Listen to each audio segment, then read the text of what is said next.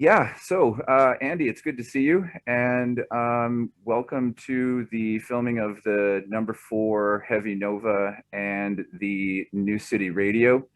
And just so everybody out there knows who this guy is, this is a friend of mine here in Germany, and he is possibly one of the hardest working DIY guys that I know, and mostly famous for his time in Sodom, the famous German Big Four thrash death metal band. And he also had some projects after he left the band. Powergod, the Traceelords, his current band, Double Crush Syndrome.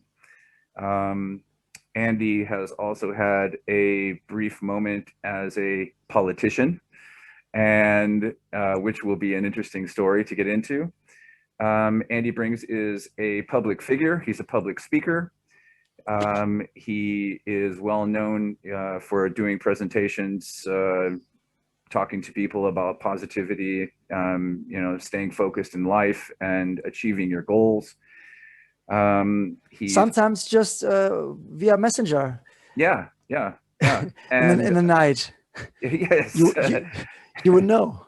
Yes, I would know. And yes, and so it may even come in these crazy forms of Heather Locklear and Heather Thomas inspiration photos that keep a man going. Andy has also created a film about his life and his journey into being a musician, and how life has changed for him. And this film was called Full Circle, and it was premiered in upwards of 50 movie theaters here in Germany. And the list keeps going on. Like I said, I should take notes. I should take notes myself. Yeah. When you start to keep going. I love to hear this. When you start to hear it out loud, you start to realize how busy of a motherfucker that you really are. Right. Yeah. He's a guest sessioner with people like Doro, Ernstfeind, Uncle Tom, Angel Ripper, Spiral Tower. Producer with 9+ productions under his belt already. It's way more. It's just the stuff that's out there. It's just the stuff that's out there. And so from what I could see on the internet, so that's why I say plus, Right. You've toured with Motorhead, you've toured with Ted Nugent, Alice Cooper, Sebastian Bach, Whitesnake, Mr. Big, etc., etc., etc. Alice Cooper, Skid Row, Hardcore Superstar, Loudness, Wasp. Yes, Wasp. I forget. Yes, exactly. The list. It's incredible. Yeah, it's really, I'm just a guy from. That's how I feel. I'm just a guy from Mülheim an der Ruhr. That's my hometown where I still live. I still live in the house that I was born in 50 years ago. I just turned 50 last week. That's so amazing. To hear all this, and there is so much more, but I still, and I actually feel, and this is the truth, that this was then, and everything is just about to really begin, because now I feel I understand shit. It's I loved everything that you mentioned. I did everything with my whole heart, everything. But I really feel that this was only just the beginning, and I'm not just bullshitting myself, because I know what I'm working on. That I know that I'm still full of ideas, maybe able now to channel these ideas a little better, so it's not being all over the place all the time, which is very unhealthy. I had to that a lesson I had to learn. Yeah, you said this to me before. This is just the beginning. And you've often reminded me to reflect upon myself that this is just the beginning. And that's kind of how I feel about this new podcast project that I'm doing now. That this is really kind of a new beginning for me, right? And that, like, all these past projects that I've always been working on, whether it be my business that I was a teacher, me as a painter, me as a jewelry designer, all of these crazy ideas that always Which is all cool. you Which know, is all yeah. cool. And so it's like all these little things I want to continue. And, but I see this podcast thing as kind of like a new revelation for me. And it's kind of just like, as you say, really a new beginning.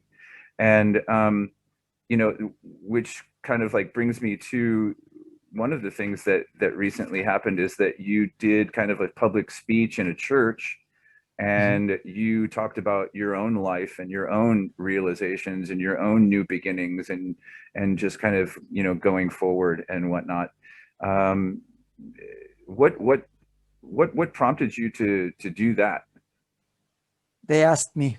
They asked you, and that was just They simply just it? they just asked me. Yeah. The connection came about during the what's Wahlkampf? What's Wahlkampf in English? During the election last year. Election, yeah. During the election, where I ran for mayor in my hometown. So I met a lot of new people in the town where I've lived for almost 50 years. I met so many new people, made so many great new friends, and had some crazy experiences. You can say shit, we're on the internet. I know, I didn't want to. I know I can, but I didn't want to. I had some crazy ass experiences, Yeah, right. So I met this the priest, the pastor, yeah, and his wife. They're doing this together in this what's Is it a Catholic church or a Protestant church? No, Protestant. Then it's pastor. It's a pastor, right? Yeah, because if he were a priest, he would not have a wife. Right. Exactly. At least not in public. Not in public. And not a woman. Yes, right. Cha-ching. Cha-ching. Yeah. And so I met them, and they asked me, "Hey, Andy, we have this thing where we ask different people to hold the sermon." Okay. Every once in a while, we had some people from some business people, some tech people, a doctor, all kinds of interesting outsiders, so to speak. Are you interested? And I said, sure. Sure. I would love it. Being a Protestant church, I had no problems. If it were a Catholic church, I wouldn't have done it, for various reasons. Yeah. So and then we agreed on a date, and then 3 weeks prior to that, all I did was write this speech sermon. I'm not a preacher. You preach technically. You are when you do this, but I'm not a preacher. So you said I talked about you do public myself. speaking. Yeah, but you do public speaking, and so you're right. You're well spoken. So right. But this is different. It's a church. Yeah, it's a church. It's this happens. It had to happen within certain boundaries. Technically, and it's. You have to be respectful, right? It's not like I'm just. I didn't think I'm a crazy rock and roll guy, so I make this turn this into a crazy rock and roll thing. Yeah, it's not an exhibition, right? Yeah. No, that would have been wrong. Yeah, and it had to somehow feature some parts of some Bible quote or something. So I did it about self-love, which is my big thing since a few years, since I've heard this term for the first time. I did not know something like self-love existed. And because when I heard about it, I knew what I never had for myself. Wow. And so, yeah. And the lack of self-love made me do all these things that you mentioned in the introduction. Because I never paid attention to how I felt, whether I was healthy or not, whether this was good for me or whatever. Because if I wanted it, it had to be good for me. I did not even see the possibility that something could be bad for me. And I don't regret anything. Maybe the only thing I regret is that I I should have paid attention more to my health, Yeah. And your own you mental know, health, you know? and my own mental health. Yeah. That would have been a Yeah. very important thing, but better late than never. Yeah. So that gave me a lot of stuff to talk about in the sermon, in my speech. Mm. And I loved it. Do I want to do this every Sunday? No. Mm. But this is it's great when things come your way that you would never even think of yourself, Mm. and people trust you with their thing. Yeah. And I don't take that lightly. Also, it's I respect that immensely, and I think it came over great. The reactions were good. I mean, you cannot please everybody. No, of course not. But all I do is just everything I do comes from the heart. So if you tell the truth, you how can you make a mistake other than you piss some people off? But it comes with the territory by being a public figure, I guess. Yeah, that's something that I've really had to learn also for myself is the whole concept of self-love. Because my whole life I've always been a giver, and I've always been the person that if you have a sandwich, you cut it in half and you give half to the other guy. And Right. if the guy still isn't full, then you give your half of whatever's left over, And it's always been the central thing in my personal relationships and also in my romantic relationships. Right. I've always I know the given, feeling. yeah, I've always given and given and given, and then I've always forgotten to take care of myself, And when I wasn't giving in my relationships, especially during the time when I was when I was a show promoter and when I was doing concerts, I was just like so overextended, and I just wasn't even thinking about myself, and I wasn't thinking about my own health. I wasn't thinking about my own well-being, my own mental stability. It was just, drink, fight, fuck, drink, fight, fuck, drink, fight, fuck, drink, fight, fuck, and just it was like this constant revolving door that I just couldn't get out of, And And you didn't leave out sleep on purpose because there was you didn't care, right? no, exactly. Sleeping right, Yeah, eating right, yeah, feeling right. And yeah, it should be the other way around. You should yep, I had to learn this the hardest way. You have to please yourself kind of first and then start giving. yeah, exactly. Yeah. Or Yeah, it's and it's difficult. It's yeah, still difficult. it's very difficult because it's so easy to focus on other people and to make sure that other people are really happy because if you're a good person, you want to see people smile. Right. But you often forget that the most important thing is that you should be able to smile yourself, and that's a big fight to get through. Um, so what I wanted to talk about mostly is like, you really kind of just as a person, because, with all honesty, you being a friend of mine, but also an inspiration to me as a person. And I know that probably this isn't easy for you to hear from people, but um, uh, you're one of these people that I've always respected as somebody who's a total like picture poster guy for DIY, doing it yourself and doing what you love, and fuck the negative response and just keep doing what you want to do. And I think that like when you transitioned from the death metal, thrash metal scene, and when you started to transition into pop rock, glam rock, pop punk, and even when you started to do your Andy Brings solo stuff, which was so completely different from anything else, it's like kind of a mix of Deutsch rock, Deutsch pop, pure, just unadulterated pop. And I remember when you played for Sebastian Bach, and we were talking outside, and I was like, fuck the media and just keep doing what you're doing because Right. I remember that. you're fucking doing great, It was exactly 7 years ago. Yeah. And To the day, maybe to the day. I have the poster right here behind me. No, it was June 30th. Oh, okay. 2014. All right. The poster right, So, the poster is right there. so we're coming up on the anniversary then, you know, and Sure. you know, when I first met you, you had just finished playing a set with Doro at one of her fan concerts, and you were standing there just among some people, and I was like, you know, you know, da, da, da, da, da, and I was like, oh, so who are you? What's your name? Right. And you're like, oh, I'm Andy Brings, and I'm like, oh, okay, hi, how's it going? You know, you play guitar pretty good.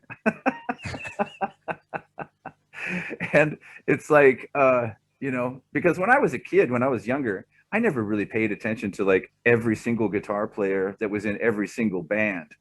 And Right. And Sodom was like, for us Americans, Sodom was still really like, that was underground metal. You know, we Right. had, the Bay Area had its own scene. We had Death Angel, Metallica, you know, Possessed, and, Exodus. you know, Exodus, and all that stuff. You know, so we had our own thing going on. And so it just, when I think back to the time that I met you, I was like, oh yeah, you know, oh Andy, what's up? You know, oh, you play good, you play guitar pretty good. Like, you know, it's just some guy, you know. And from that time that we met, and then it just sparked kind of a natural friendship. And then I saw Right. you at the Sebastian Bach show. You know, we had written a couple times, and kept communication.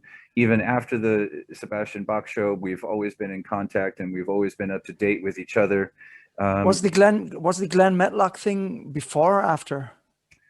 Wasn't that before? I think the Glenn Matha thing was before Sebastian Bach. Yeah. Right. And that was actually a really strange thing, spontaneous Right. night too, as well. You know, in the back of some Irish bar, playing For with no people? yeah, playing, and the other guy that was in the audience with me was Toby Brink, Toby Brink from Nichts. Nichts. Yeah, and I think he signed your guitar. Glenn Matlock. Glenn Matlock Yeah. and Toby Yeah. Brinks. I think they both No, signed your no, guitar. just Glenn. Just Just Glenn. Glenn? Okay. Yeah. And I have to tell you a funny story about that autograph after we finish the podcast. yeah, okay. Very, I'm sure. but that was a strange event. You know, Uh-huh. I played with him a couple of days before, and then Uh-huh. they asked me, "Do you want to play with Glenn again in an Irish pub like tomorrow?" I said, "Yeah, sure, why not?" How often do you get the opportunity to play with an original Sex Pistol? Right, exactly. You And know, and it was very, very, he's a super nice guy. He had only nice things to say about me and what I did. And it was great. yeah, It was really great. after that show, after meeting Glenn, it turned out that Glenn is very good friends with an old friend of mine who I was hanging around with, like well, she was basically like my sister at the time, and we Right. had a 10-year kind of family friendship relationship. That's how close it was, you know. And I ended up going to a party, and there he was standing at the party, and my friend's like, oh yeah, this is Glenn from the Sex Pistols. And I was like, oh yeah, I met him last week. And she's like, oh, you know him too? And like, oh blah, blah. So I was like, yes, of course I know Glenn Matlock. You know, yes, of course I know everyone. Who would have thunk? You know.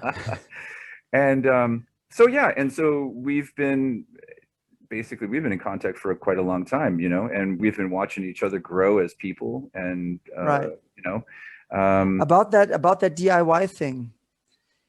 You know, it's not that I don't like to be picked for stuff, you know, but I don't wait for it.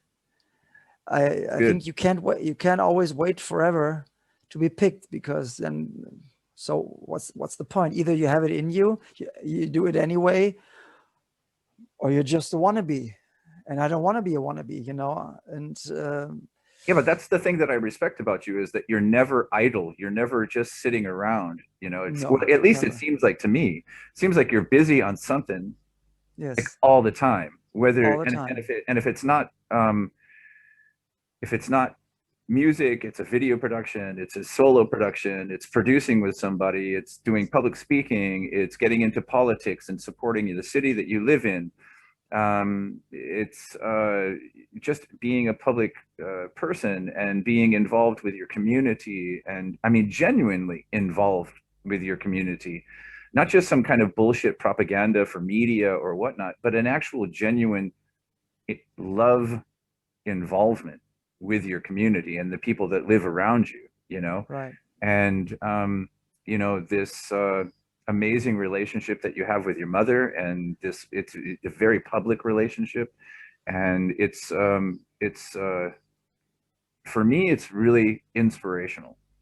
And I think that for a lot of people, that if um, I don't know how international people really get to see what you're doing, and how broad that is available throughout the rest of the world. But I think that if people knew you, like as your friends know you, and people that are like me who are in contact with you, I think that they would feel inspired as well, just as much as I have, you know. Thank you very much. And doubly also because, you know, we stay in contact, and you always give me words of inspiration and try to, you know, keep me lifted as well, you know. I kick your ass.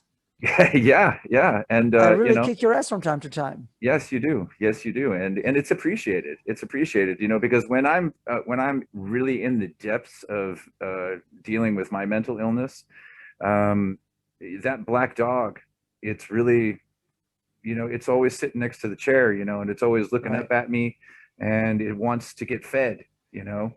Right. And sometimes there needs to be an outside voice that comes in and is like, quit paying attention to that fucking thing, and, you know, hey, you're fucking cool and you can do it and you're actually worth something. And, you know, it's appreciated. It's very appreciated. Um, so I want to get into now.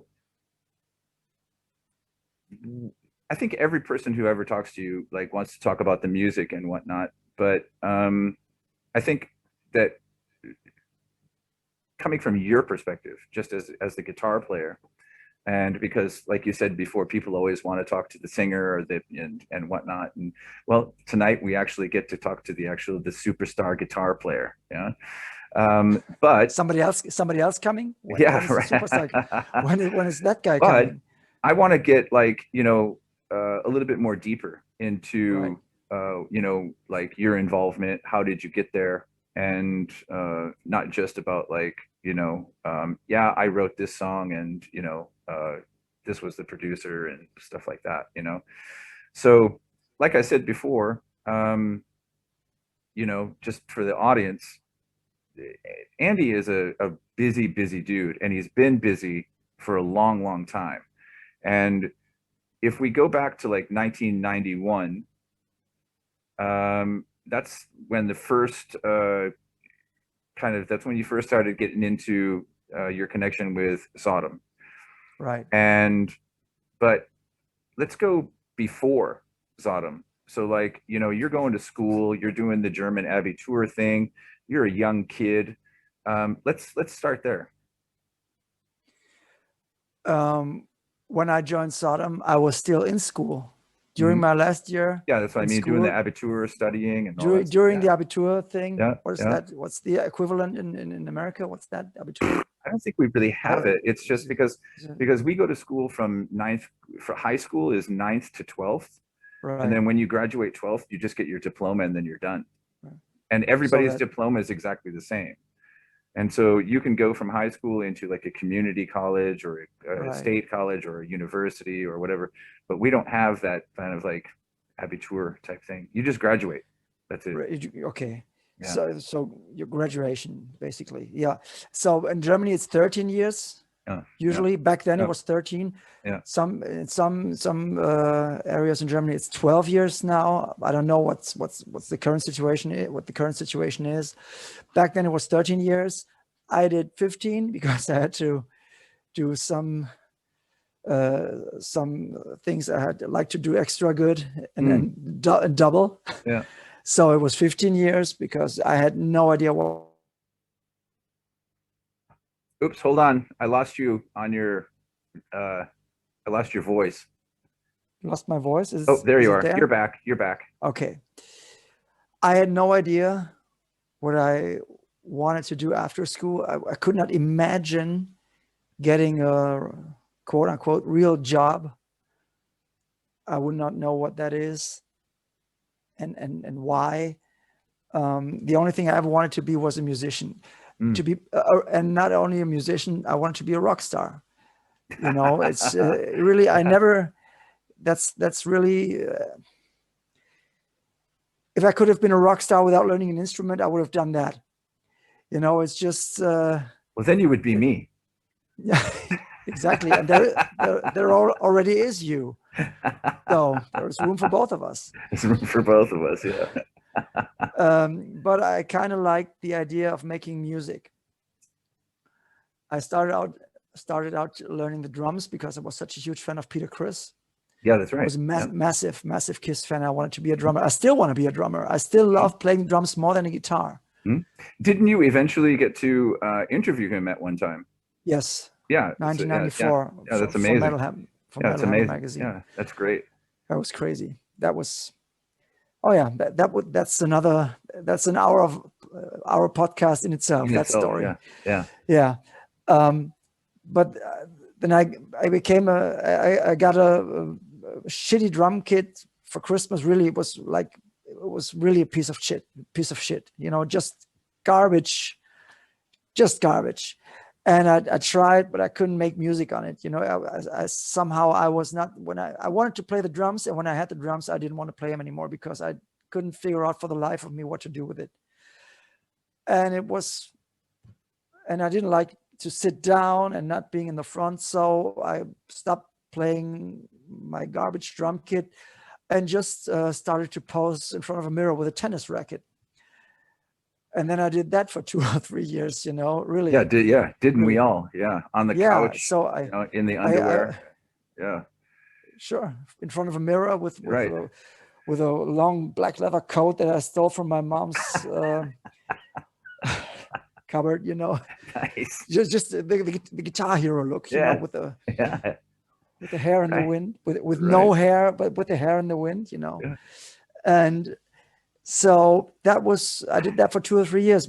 So I was able I knew what it looked like to play the guitar. I could already pose with it when I got a real guitar. Then I had some lessons and learned how to sing along my guitar playing. I wasn't that good, you know. I was very lazy. You know, because all the stuff that my teacher tried to teach me, I didn't want to learn that. When the saints go marching in, this land is your land, this land is my land.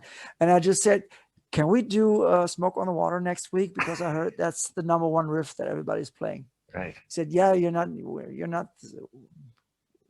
just wait, Andy. You're not that far. Okay. So another folk song, another Greensleeves or whatever, you know. Right.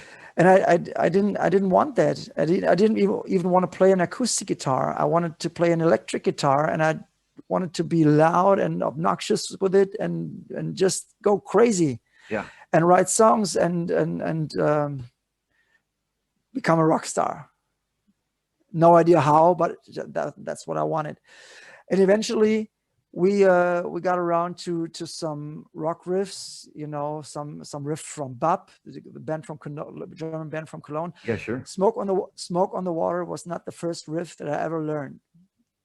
It's very unusual because that's usually the first riff you learn. My first riff was Verdammt lang her from BAP, and then Smoke on the Water. And then, yes. And then there was no turning back, you know. And then my teacher wanted to teach me how to read and write music. Oh. And, you know, and that's when I said, you don't have to come back next week. And then I just started to learn by ear, learning Maiden riffs and stuff like that. And I just practiced to be able to write songs. I never aspired to be a virtuoso or to be the fastest or the best or whatever. I just wanted to learn enough to write songs and to to play a show, to go out, to form a band. I Mhm. wanted a band. I wanted to record stuff. Mhm. And that's why to this day I would never say that I'm a good or a great guitar player. I'm not. I'm Well, not. I would, I'm a well, no. I would beg to differ. The stuff that that you see and hear me do, that I do very well. Everything else, it's I'm not that super fast. I could not play the thrash metal solos. Yeah, whoa, wait a minute, man. I It's revisited Powergod. This is Metal, Volume 2 or something. I forget the name that's of it. metal. Yeah, yeah, Yeah, that's metal. Yeah, that's Metal, Volume 2. And dude, you can play guitar, so I can play guitar. don't give me Yes, that shit, okay? yes, but even volume 2 is almost 20 years old. Yeah, it is. We did the first one. Powergod was 5 albums and 2 Yeah, tribute records. We had some very crazy special guests. Lips from Anvil, John Gallagher, yeah, Minoru from Loudness, Doro. Everybody wanted to join in when we paid tribute to the golden age of heavy metal. yeah. Well, let's get to that in a minute. All Um, right. Okay. Cool. Continue on. So you finish your abitur, you're playing guitar. Did you start a band before Sodom? Were you doing Sure. it? How did you Yes. get discovered? How did Sodom discover you? What were you doing that Sodom said, hey, wow, this guy's fucking, we want this guy to play guitar for I us? I formed my first band in 1986 at 14. I was still 14. Mm. 14 years old. The band was called Banshee. I still think it's a great name for a It is a band. great name. Yeah, it is a great name. And I still have the first rehearsal.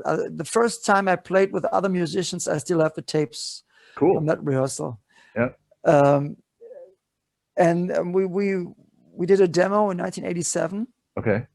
with three songs, three original songs, and we recorded in a proper studio. It was, I don't know why, but just around the corner from where I still live, there was a recording studio that I somehow found. I know how I found out. I did my metal fanzine called Rock Shock. My mom, I did a fanzine when I was 13, 14, 15. Okay. And my So, mom, my mom, that's something I didn't know. Yeah. yeah, my mom, that's how I knew all these people. Like, I I was pen pals with Nasty Ronnie from Nasty Savage and Hallows Eve and Agent Steel when I was 14. Yeah, doesn't I, that I sound crazy to say that? Pen pals, yes, that's back in the day when it was like really exciting to actually like write a rock, somebody that you were like, this is a rock star, and they're writing me back, and it's like, that's right. holy I still shit. have these letters.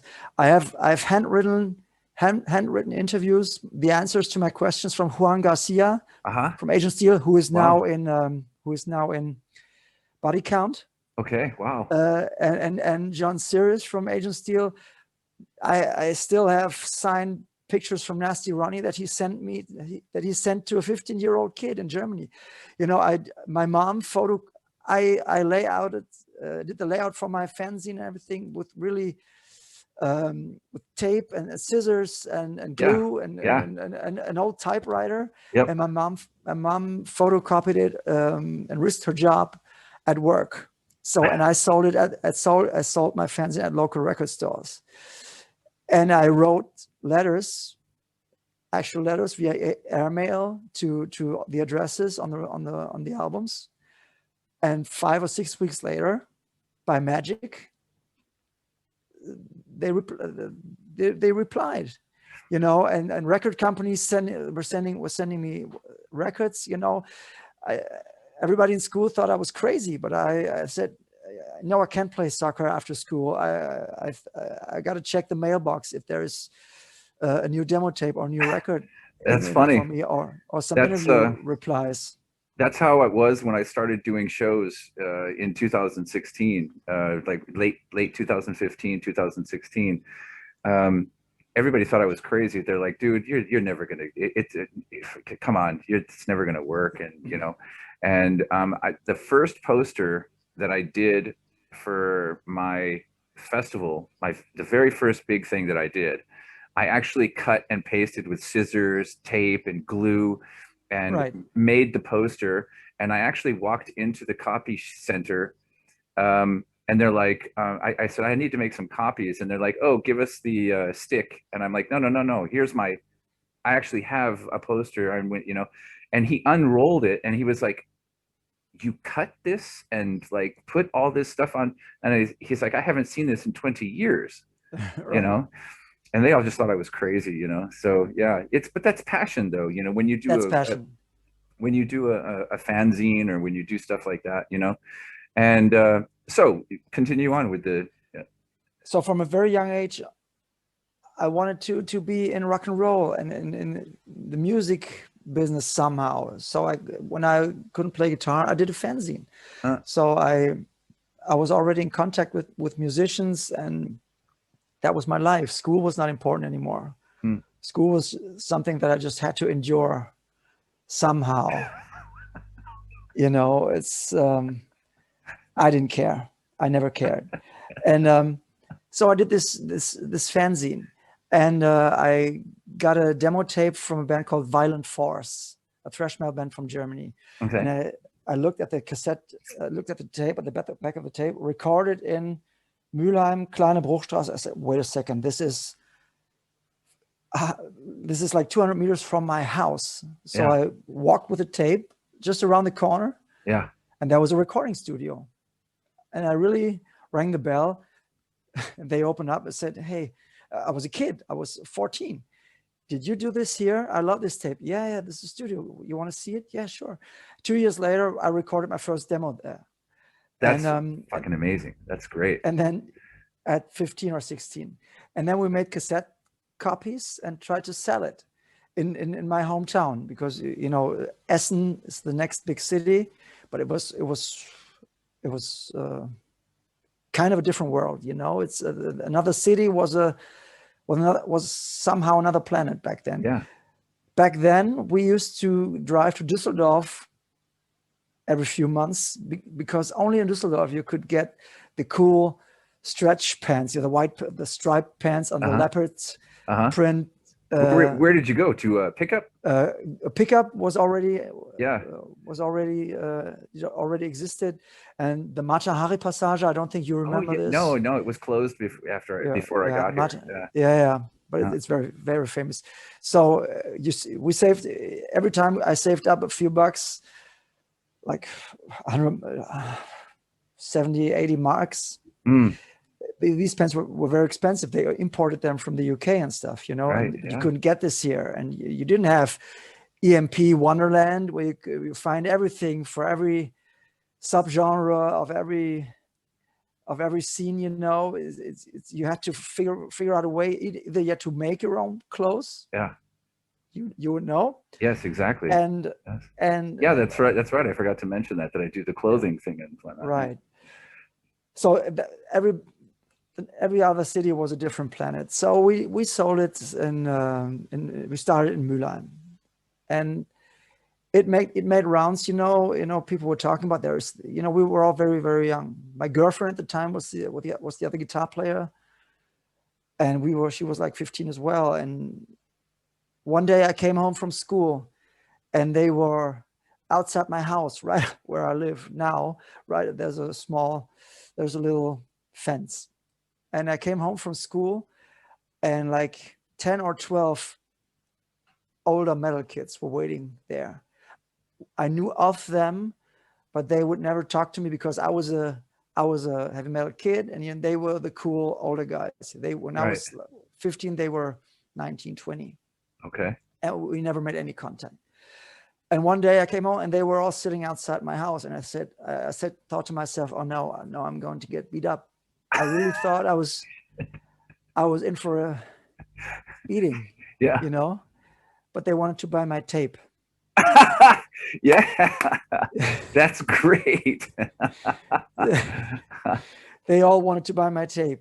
They really with the battle vests, and really the dangerous looking kids, metal was dangerous back then. Yes, it was. Kids, it was dangerous. Yeah. It was even dangerous for a kid, for a child like me. Yeah, sure. So I thought. Yeah, sure. I had to, when I was a kid, I had to ask my neighbor, hey, can you, if I give you some money, can you go get the Wasp cassette? Right. But don't tell my grandparents. It was like, it was really like a secretive, it was like, I remember sitting at home when I got Motley Crue and I was like, oh, wow, put the Motley Crue tape in, it's like my mom wouldn't, she was like, get that Judas Priest poster off your wall. Those guys are Right. fucking satanic and, da, da, da, da. My So, mom actually hid some records. uh, She I thought I had Kiss Alive too. I know I have it somewhere, but where is it? And then like half a year later, I asked my mom, do you happen to know where this Kiss record is? She said, yeah, I hid it from you because of the cover with Gene Simmons, the blood and everything. And she did the same thing with Number of the Beast, So wow. how can you do this to me? Yeah. How can you do this to me? But she was protective, she was protective, and I kind of get it. I mean, Yeah. when you're small, when you're very young and you see this blood and this satanic images, Yeah. how could she know? How could she know that this is harmless stuff? I never figured it out though with my mom because my mom was a biker chick, and she hung out with the Yeah. Hells Angels and the Right. Dirty Dozen, like the old, that cult biker gang that was in all the movies and stuff. Right. And she used to hang out in the same bar with Sonny Barger, I had big old burly bikers hanging around the house all the time and Led Zeppelin and all that stuff. But Motley Crue and Wasp and Judas Priest, fucking forget it. There was like, it was off limits. And opposite to you, Kiss was actually one of the first records my mom ever actually let me have when I was a kid. Oh, same here. She gave me Dynasty and all that, but Alive too with the blood. That Uh-huh. was too much. That was too much. Okay. All right. Because my mom came home from from her friend's record shop, and I forget what his name is, but she came home and she was like, "Hey, look what I have for you." It was double platinum. And I was Very hard, like, very and simple cover, no yeah, blood.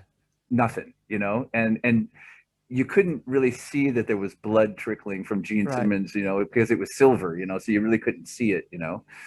And but yeah, so you got the metalheads looking like they're gonna attack you and they want to buy Yes, your and tape. so then I got that was the first sign of, okay, maybe I'm good at this.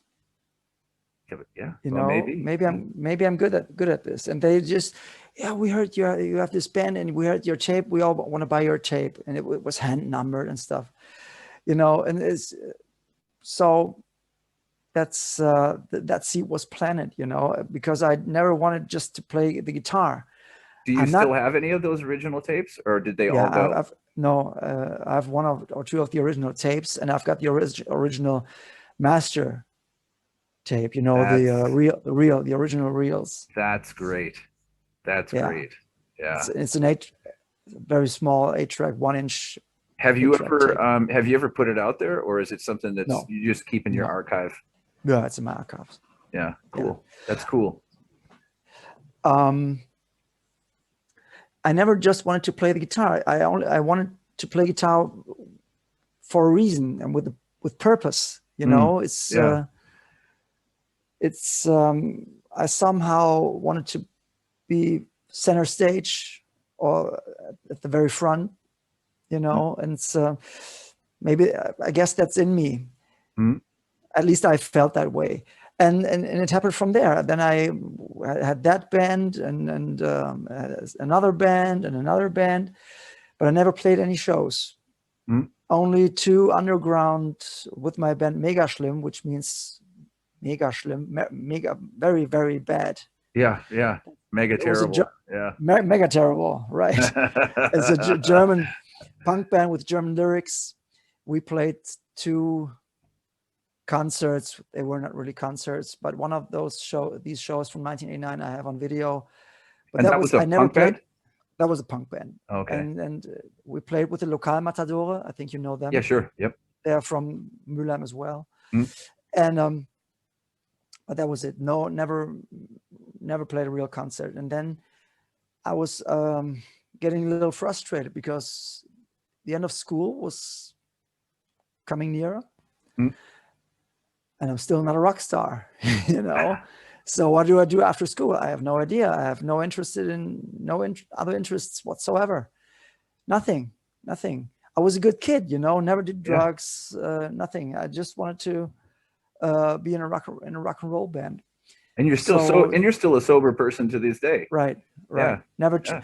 I have an occasional drink, you know, but I was never a heavy drinker. Never. Quite the opposite. And I've never even tried any drugs. Never smoked a joint. Nothing. Congratulations. Good for you. Thank you. No illegal substance has ever entered my body. Wow. Good for you. Good for you. Thank you. But alcohol, you know, Yeah. and this is kind of the worst drug because it's available everywhere. They even promote it. Yeah. Anyway, so I'm 19, I'm 20, I'm still not a rock star, and I'm still in school, and I have no idea what to do after school. So a friend of mine, and with an earlier band, we played in the same rehearsal complex as Sodom. We used to go upstairs to listen to Sodom practice, and we laughed ourselves to death because they were so bad, you know. Well, you know? yeah, I mean, in the beginning, yeah, I mean, yes.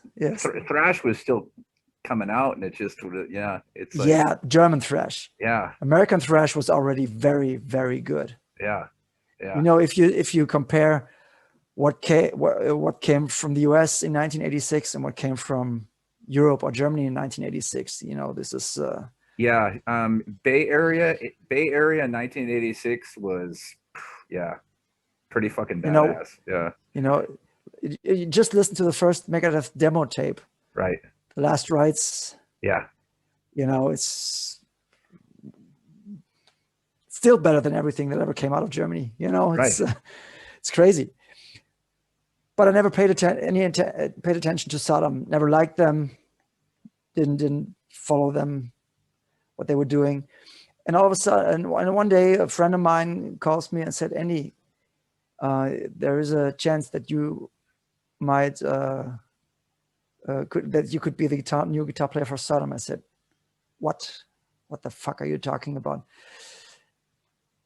But the truth was that he was friends with my friend was friends with a friend of Chris Witchhunters. So that video place, the video store that Chris visited every day, the manager was a friend of my friend. Mm-hmm. And Chris told them, "Hey, our guitar player left for Brazil. He's not coming back. Do you know anybody?" Mm-hmm. And they knew me. Mm-hmm. That 20-year-old kid that was still in school, had one guitar with a Marilyn Monroe airbrush, so not thrash metal. And and I said, "Okay, what do I have to do?" And then they gave Chris my phone number. We talked, we met. We liked each other. He said, "Practice those 3 songs. The Saw is the Law, Ausgebombt, Shellfire Defense, and an Eye for an Eye." I said, "Okay, no problem." And I had to rent the CD, Better Off Dead, at a video/CD rental store. Nice. That was still a thing. Yeah, that was still I a remember. Thing 30 years ago. Yeah, sure.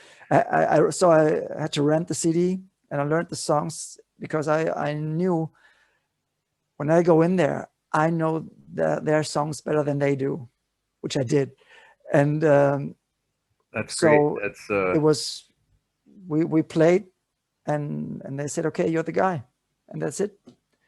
That's after cool. After like 15, 20 minutes, they said, "Okay, what else are you doing in your life?" I said, "Nothing. I just have to finish school, and then maybe some civilians community service thing, because I didn't want to join the army, so to speak. That was still the only option you had, you know." Right. And they said, "Okay, but we want you to be a full member, so you have to sign all the contracts and everything. You know, it's wow. if you're in it, you're in it." Wow. And that's the one thing you want to avoid these days. Back then, it was mandatory for me to be a full sign your life off. Yeah. To be a full member. Yeah. And that was a funny thing, because I said, okay, sure, no problem. That's what I wanted to do anyway. So I finished school. I was in Sodom and I had to do another 6 months of school. And then I was still living at home. And all of a sudden, all these contracts are coming by mail. Management, record deal, publishing, another publishing deal, merchandise, like 5 or 6 contracts. And I mean, contracts this thick. Right. Yep. Yep. You know, and and how old were you? 17? No, I was 20. 20. Oh, okay. Yeah. Okay. I was 20. Okay. And I went to with this pile of contracts. I went to my mom. I said, we gotta check these. Let's read these. You know, I have to sign all this. And we started reading, and we have no clue what's in there. My mom worked for a lawyer. Just for there was no such thing as an entertainment lawyer, at least not here. Yeah. And not for these evil things that they call record contracts, record deals. Right. You know, that was evil. Yeah. And I said, Mom, look, I have no idea what it says. Do you? She says, no. And I said, If I get a lawyer and have these checked, maybe they don't like that. Maybe they don't want me anymore if I'm being difficult. Already. Yeah, but I think that a lot of kids back then, I think that's exactly how most people felt, and they just, Yeah. I said, we just stop reading right here, right now. I just sign everything on the last page and send it back. Because if I don't do this, I'm not in it. And that's what I did. What I should have done is take a bucket with red ink and just, dip them right in there. Dipped them right in there. Yeah. And sent them all back, because it was evil.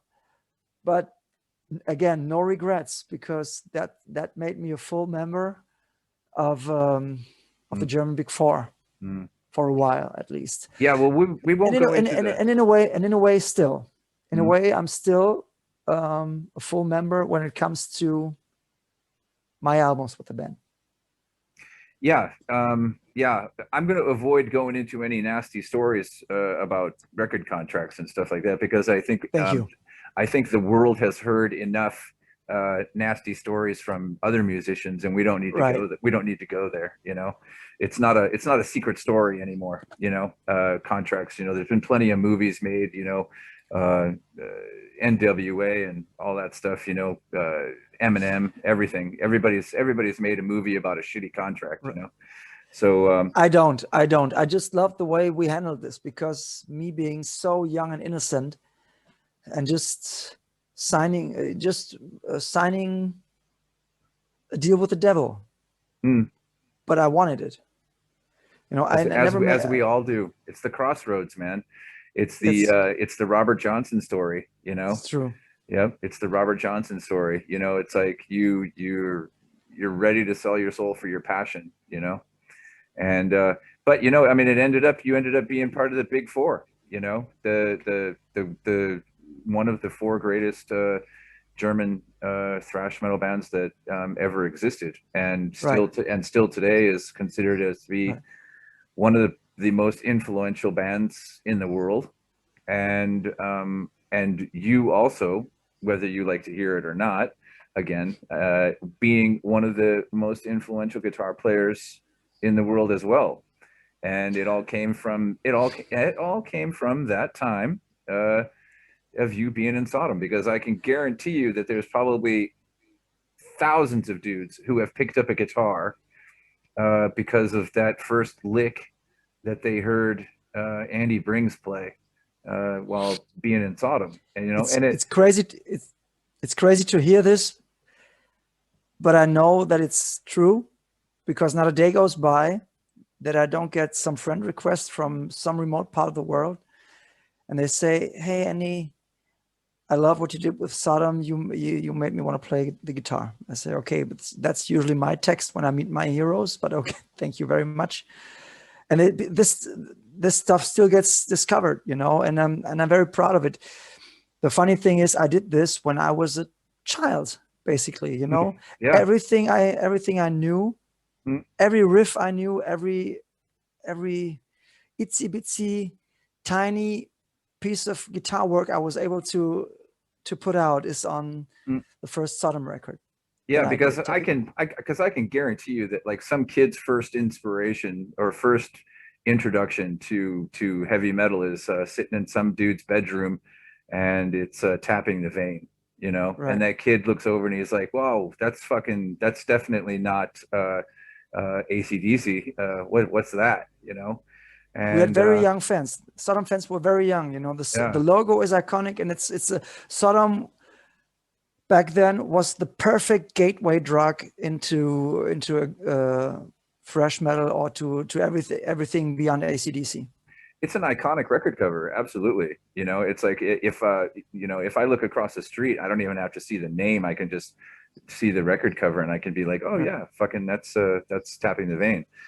Um of the so you know, technically you did uh three actual records and then a video and then another live record. So you've got Tapping the Vein for the time that you were with Sodom, Tapping the Vein, Aber Bitte Mezzana, which was an EP, I believe, Right. and Get What You Deserve. Of those three, in what was your best time during that during the time when you were with the band? That's a difficult question. Sodom is not a band you have a great time being in. Sodom does not. That's not the point of being in Sodom. Sodom thrives on being miserable somehow. It's this music has got to come from somewhere, you know. It's I was happy Mm-hmm. on my own by Mm-hmm. myself in Sodom because of the things I experienced, because of the things we did. But within the band, I don't remember happy times. So I so was I was happy because I was on tour. I was happy because I was in the studio. I was in Dirk's studios because in Cologne, where the Scorpions did their stuff, the Plasmatics, Twisted Sister, Accept. yeah. You know, this is what drove me nuts the first time. And then we went on tour. I played some iconic venues. Then we went on tour with Motorhead. We did all kinds of, we went to Japan for a tour, 2 weeks, and I did that. I was in Dirk Studios. I was in the charts. I was playing a European tour, and I was in Japan, all the same year that I finished high school. Yeah, Within half, you know, that's fucking and crazy. that Yeah. made me very happy. Yeah, sure. The band itself, the other band members, Tom and Chris, already hated each other. They were miserable all the time, and and that was a huge bummer. Mm. Would It you could have been. say would you say that it comes from the is it because would you say that there's a big difference between German thrash, the emotion and the culture as opposed to the emotion and the culture of the Bay Area thrash, where like Metallica and all those guys, it was all about beer and parties and woo, fucking yeah. And would you say that in the German thrash metal scene, it was more an emotion of aggression and let's fuck shit up and whatnot, or what do you mean about like, or what you meant about like, you know, it was just built on being miserable? Was it just because of the relationships? It was because of the relationships, of course, Yeah. and but I think there is huge difference between the Bay Area or the American way of thrash metal and or a general American approach of doing things or making music. The German thrash metal scene, like especially here in the Ruhr area, Creator, Sodom, and all these bands, they were not musicians. At first, you know, I don't know how to say this. I don't want to. They heard Venom, and they wanted to be faster and harder. Okay. That was the, you know, by all means possible. Be more brutal, be more satanic without being satanic at all. You know, let's make the most evil photos. Let's not waste time practicing our instruments. I get that.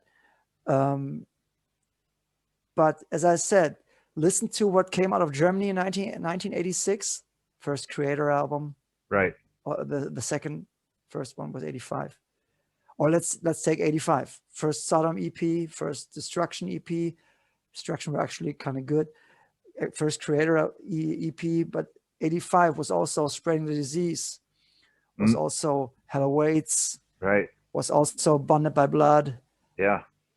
Ride the Lightning. Yeah. And, you know, that's a different story. Yeah. Super tight, super progressive. Super tight. Super well done. Highly produced. Yeah. Everything. Yeah. Everything the German stuff was not. Yeah. Yeah. Gotcha. You know, and these guys are a little older than me, like Miller and Tom. You know, for them it was a way to avoid following their father's footsteps, having a shitty job, which ultimately kills them at a very young age. You know. Yeah.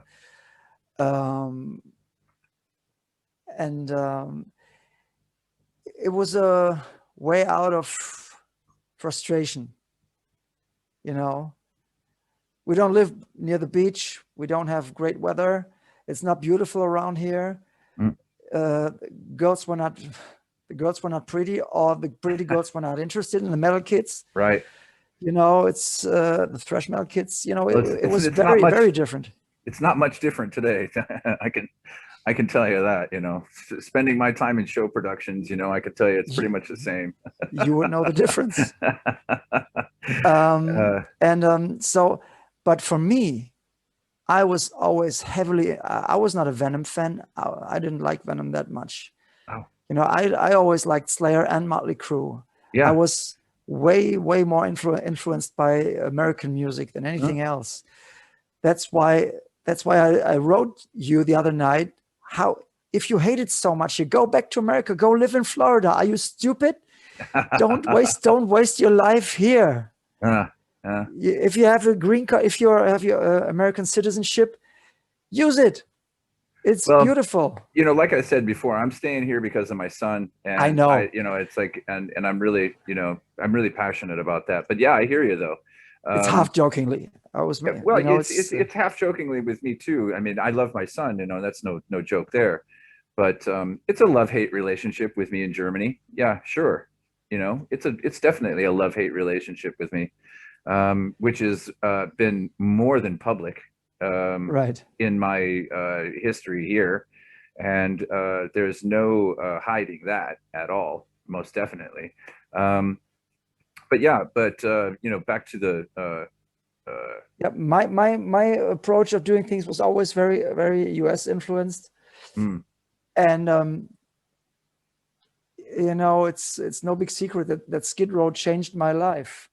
And when I saw their videos and their home videos, the Oh Say Can You Scream and the Roadkill video, I thought, this is how you have fun on the road. This is what I want to do. This is the Bible. Okay, so like when you started getting introduced to glam and stuff like that, this was towards the kind of the ass end of your relationship with Sodom and whatnot? No. Or had you already been into it for a long time? I had already been into it a long time. Oh, okay, all right. Everything for me started with Kiss, and I was a Motley Crue and a Slayer fan at the same time. I never got why I could only like one thing. I don't see that. So you didn't get like just all of a sudden introduced to all this stuff. You knew about all this stuff. No. Oh, absolutely. Yeah. Okay. All right. Sure. All right. Yeah, because I grew up on all that stuff when Phew. Geez, man. My first Alice Cooper records, I mean, I was like 12, 13, and, my first glam records were, well, new 80s glam, not the 70s glam. New 80s glam was like, the Hollywood stuff, Rat, Motley Crue, and, and all that, Right. and so I've still got most of those records even still today. Um, it's always shocked to hell that you gave your record collection away. I couldn't believe you did that. Not Uh, everything, but most of it. yeah, Most of it. I was ready to climb through the computer and shake your skull. Um, okay, so But Skid Row, I loved Kiss, the Ramones, Slayer, Anthrax, yeah, and all of a sudden Skid Row appears on the scene, and to yeah, me, they combine everything. They are the best of all these worlds, all rolled into one, and they changed my life. And I thought being on tour from knowing their videos and seeing them on MTV, Headbangers Ball and everything, I thought being on tour must be like what the Skid Row guys do. And then I was on tour with Sodom, and it wasn't. It was with the fans and the shows and the sound check and the traveling and everything, but nobody had fun. mm-hmm. They were if they had fun, that was over by the time I joined the band. And that was very sad because I had so much fun. So I had my fun to myself. So, for example, when we played in Florence on the Tipping the Vein tour, mind you, I was on a school trip in Florence just 2 years ago with my school. Yeah, wow. we made a trip 2 years ago, and 2 years later, I'm on tour in Florence. And we had a day off or something, and I said, anybody want to join me, go visit the city or the piazza and the museum and the dome, and or just want to grab a pizza or something? Oh no, we'll just stay in the bus. And I said, do you have any idea how beautiful Florence is? Oh, we don't care. So wow. I walked. I mean, I didn't know where we parked. The venue was kind of outside downtown Florence, but I walked, I don't know for how many miles, to downtown where I was to visit the places that I had visited 2 years earlier with my schoolmates. And I was happy and sad at the same time, because it was supposed to be great and fun and joyful, and it just wasn't. So I had to make the best for myself, which I did. But it's so all the Sodom memories are bittersweet. That's with too the bad. great stuff, the success and the record sales and the tours and everything comes a lot of bitterness and sadness and do you regret any of it? No, nothing. That's Me? good. Perfect. No, I don't regret anything. Well, no. then I regret that I did not just have more fun, that I did not spread more love, but it's infectious, Yeah. Bad mood is infectious. And you asked two times, anybody want to join me for a trip to the city? 3 times, no. Anybody, Bueller, Right. No, nobody's answering. And but I did the best I could. So so that's when I just started to meet up with the fans very early, the day of the shows. Yeah. The band, Tom and Chris were hiding in the bus, watching TV, listening to music, drinking or whatever. And as soon as the first fans arrived at the venue, I was out, because I was as new to everything as they were. We were part of the same thing, young fans and young Annie. Yeah. I was the CJ Ramon of Sodom, so to speak.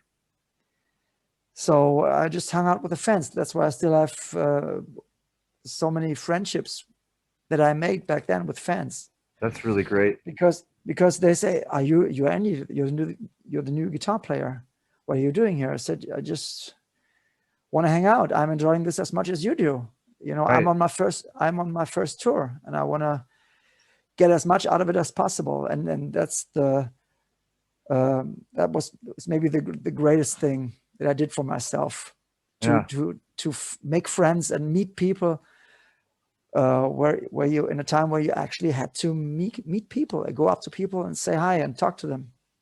You know, that's something about you that still comes through even still today, you know. Really? And yeah, yeah. You're just like when I met you at the Doro show, you know. Right. You were just hanging around. You had no pretentious rock star attitude. Why would I? You had an acoustic guitar in a Gig bag. case, and Yeah. Yeah. you were, you know, bunch of fans hanging around, and you know, me, this complete Alien.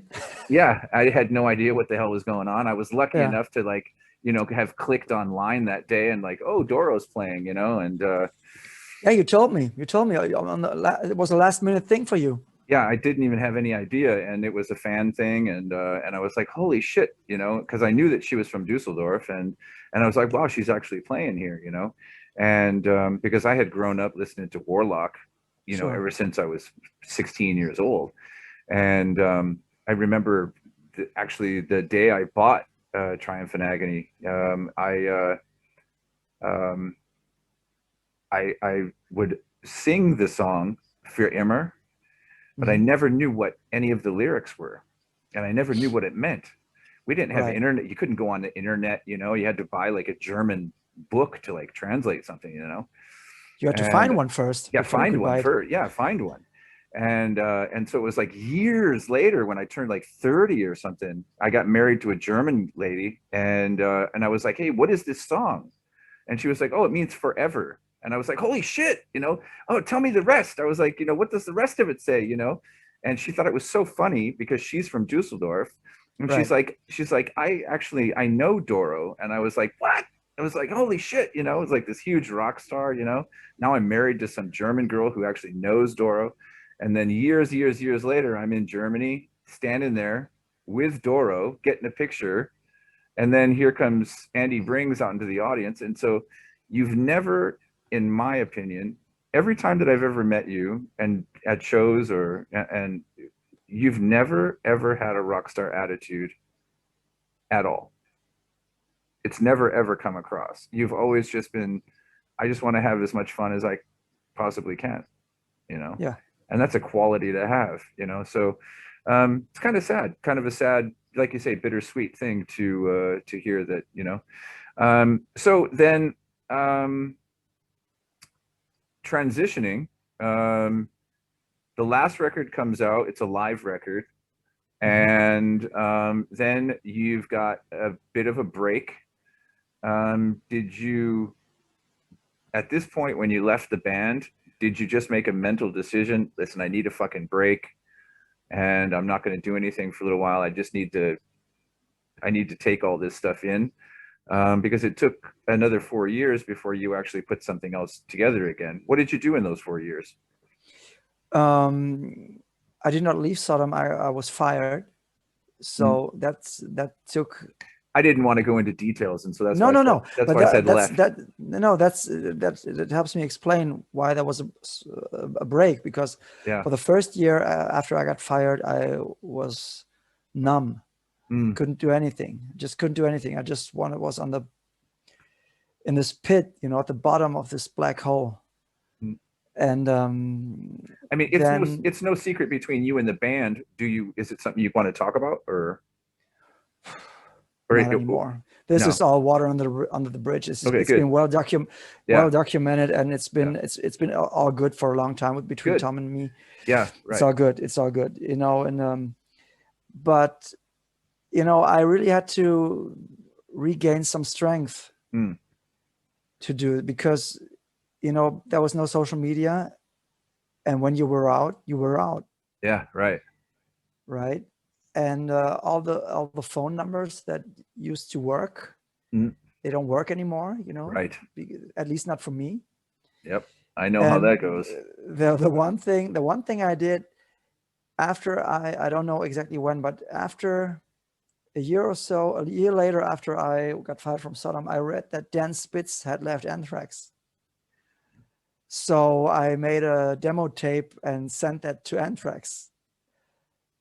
So I thought, I only had the address on their latest album, which I Right. think was Sound of White Noise. I think it was Sound of White Noise.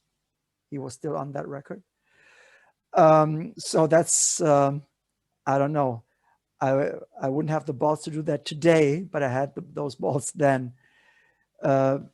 So I put a tape with some Sodom songs together, wrote a bio, glued, copied, pasted, taped, typed a little something together, and that's what I did. Of course, I never got a reply. They never.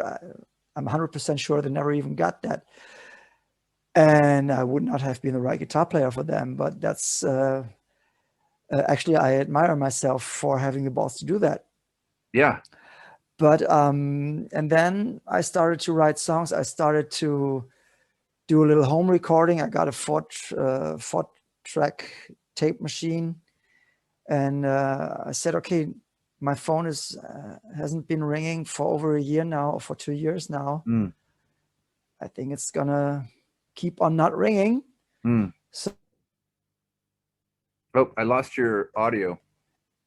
Is it back? Yep, it's back. Is it back? As I said before, I don't wait to be picked. I pick myself. Mm. And then I started to write songs to get a band together, to try to find a singer. Never found one. So I just said, okay, fuck it. I sing myself, Mm-hmm. you know? Mm-hmm. It was just a necessity. Yeah. And that became the Traceelords. And we made some three records, I think. Okay, Yeah. so just for the fans that don't know who Traceelords are, this is a big. Who Traceelords was? The Traceelords. The band. The band. I'm talking. Yeah. So, So but you have for the younger fans, you have to explain where the name comes from. the name, yeah. So Traceelords, she was the famous porn star, and so she's not porn anymore. She's a very, very famous and very, very successful movie actress now. I think she's even got a clothing line now and doing very, very well for herself. Um,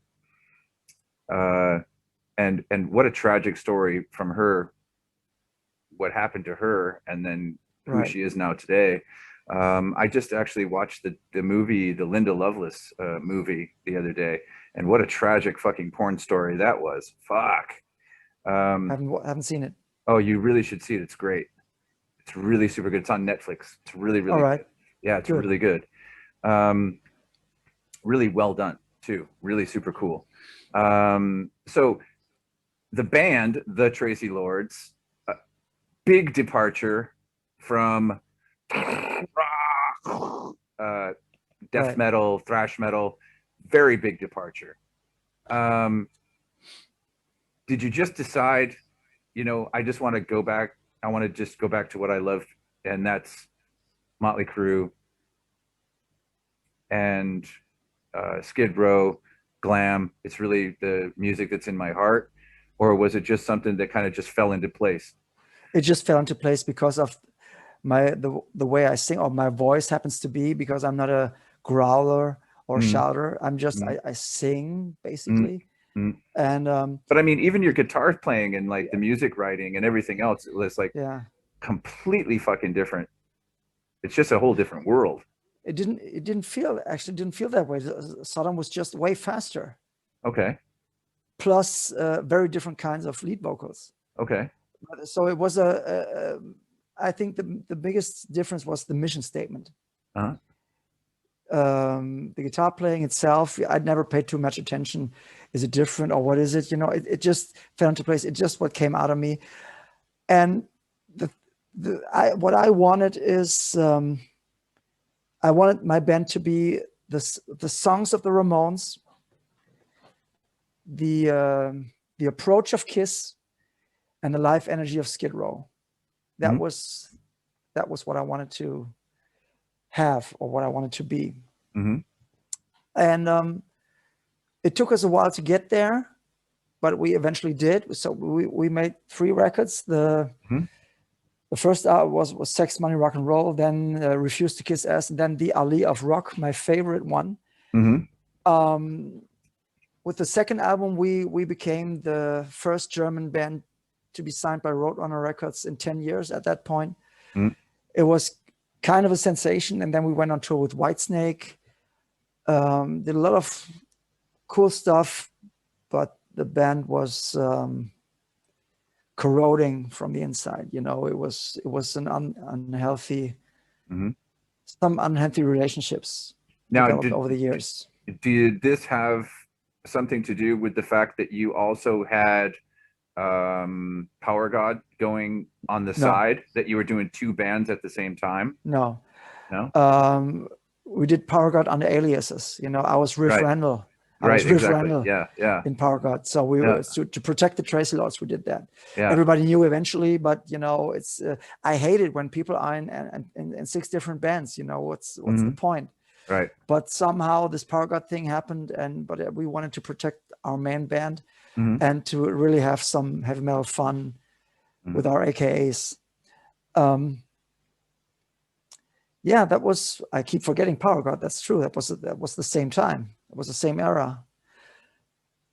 What was that? It was from what I read. It's exactly like it's exactly the same era. It's true. Yeah, I mean, because you were releasing albums basically simultaneously. You know, 2 albums a year. Because you were doing Traceelords, Powergod, like 99, 2000. Then there was like between Evolution Part 3, then you released Refuse to Kick Ass, and then you released That's Metal Part 2, and then you released the Ali of Rock, and so it was like boom, it was like record for record for record for record, you know. And so but you're saying that it didn't have anything to do with the 2 bands being together. It was just internal stuff that made me want to not be in my own band anymore. So I pulled the plug on both bands.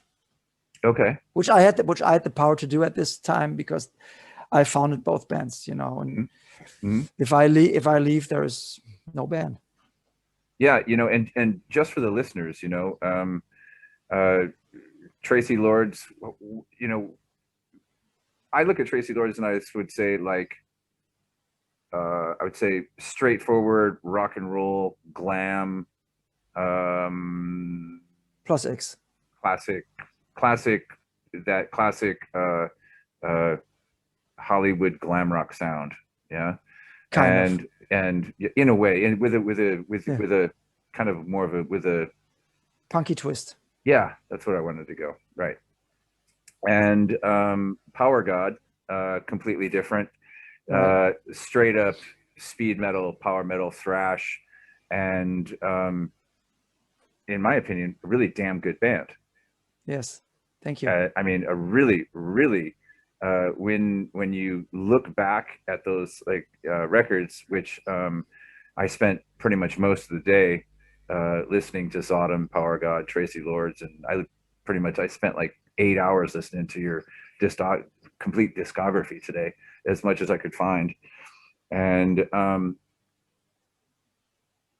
there's nothing to be ashamed of when it comes to Powergod or Traceelords. I think they're both, even though that they're both complete separate entities and totally different music styles, well accomplishments, you know, very good accomplishments, you know.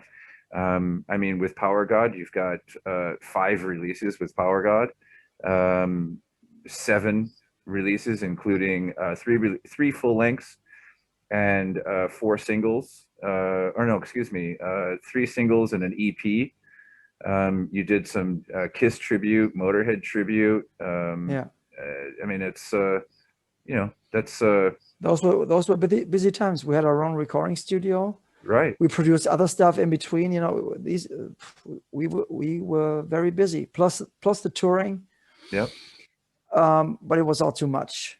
You know, it was all too much on a personal level. It was very dysfunctional. Now, so I had to say, I had to stop it. So your bass player that's in Double Crush Syndrome was a bass player in the Traceelords, Slick. That's right. That's right. And so after you guys split the Traceelords, I don't see really anything musically that you and Slick were doing together We didn't. until. We weren't even on speaking terms. Oh, We okay. basically had no contact for 8 years. Oh, wow. Because he was not part of the problem with the Traceelords. He wasn't, but he somehow got mixed up in the collateral damage, so to speak. Yeah. Okay. So we had no contact for 8 years, and I just heard that he had moved to Cologne, and that's all I knew. And then we were playing one of the very, very early DCS shows, and all of a sudden he's standing right in front of me. I was on stage. He was standing right here. I said, "We'll have to pause for a second. I have to hug an old friend from the stage." Yeah. So and then after our show, we talked, made peace, because there was no peace to be made, but we had to make peace somehow. It's been a long time. Because I think that when I saw you play for Sebastian Bach, our first show together in 8 years. you had a female bass player. No, that was correct? With Slick. That was with Slick? Yeah, that was the first show with Slick in DCS. The first time we ever played together. Yeah, that's right. That's right. Was the first concert in 8 years. That's right. He joined the band. He joined the band a month earlier, because our female Aurora, our female bass player, Rach left. Yeah, because you know what? I made a comment and I had my foot stuck halfway down my throat when I made this comment. I was like, "Oh yeah, your new bass player is much better than your old one," and she was standing right there. Yeah, right. I remember she was there. And then you looked right at her and you were like, "Well, this is the bass player," and I was like, Classic. "Oh shit," you know. Classic. And no, it's but she took it well though, you know. Yeah, she's great. She's great. She left because of her job and all kinds of stuff, you know. And then I just called Slick and said, "You want to join my band? Let's make everything right this time." Yeah, because there was like a couple videos or something that you'd released, and then that's how I knew that the female was in the band. What is her name? I can't remember her name. Aurora. So so that brings us to the creation of this monster that you've got now, Double Crush Syndrome. 2013, I think, is when you officially start. Right. Okay. And so Double Crush is let's see here, where's my notes here. So you start out and you've got no record label in the beginning, and you do your own production with the U filter. Is that correct? Yes. I was that's good. I just looked up and I'm like, what the fuck is he doing? You know, I was going to do this like really funny thing. I was going to try to do this like funny introduction thing, you know, where I was going to be like up against the screen, just like how you were, and like pretending that I was jerking off to Dave Mustaine. And then, you know, and then have you like sit there and then like, oh shit. Oh yeah. Dave, we gotta go, you know, because you know, the whole, I know, Megadeth thing right now, you know. We did the U filter, which was a demo CD. It was an album, kind of an album, a short album. Yeah. And then I just pressed some CDs and we started playing. No label, no nothing. And then we went on tour with JBO. A third concert ever was supporting Ugly Kid Joe. Because I knew Klaus Eichstadt, the German guitar player for Ugly Kid Joe. We met when I was on tour with Sodom in Japan in 1992. We met. I was a huge Ugly Kid Joe fan, and all of a sudden we meet at the Hard Rock Cafe Tokyo and start talking. That was crazy. and 20 years later, I'm supporting Ugly Kid Joe. Okay. So, I'm sorry. You No, want to no. say Yeah, you're something? supporting the Ugly Kid Joe. I didn't mean to cut you off. And I think that the press wasn't too happy. They weren't. The press, I don't know. The press is never happy.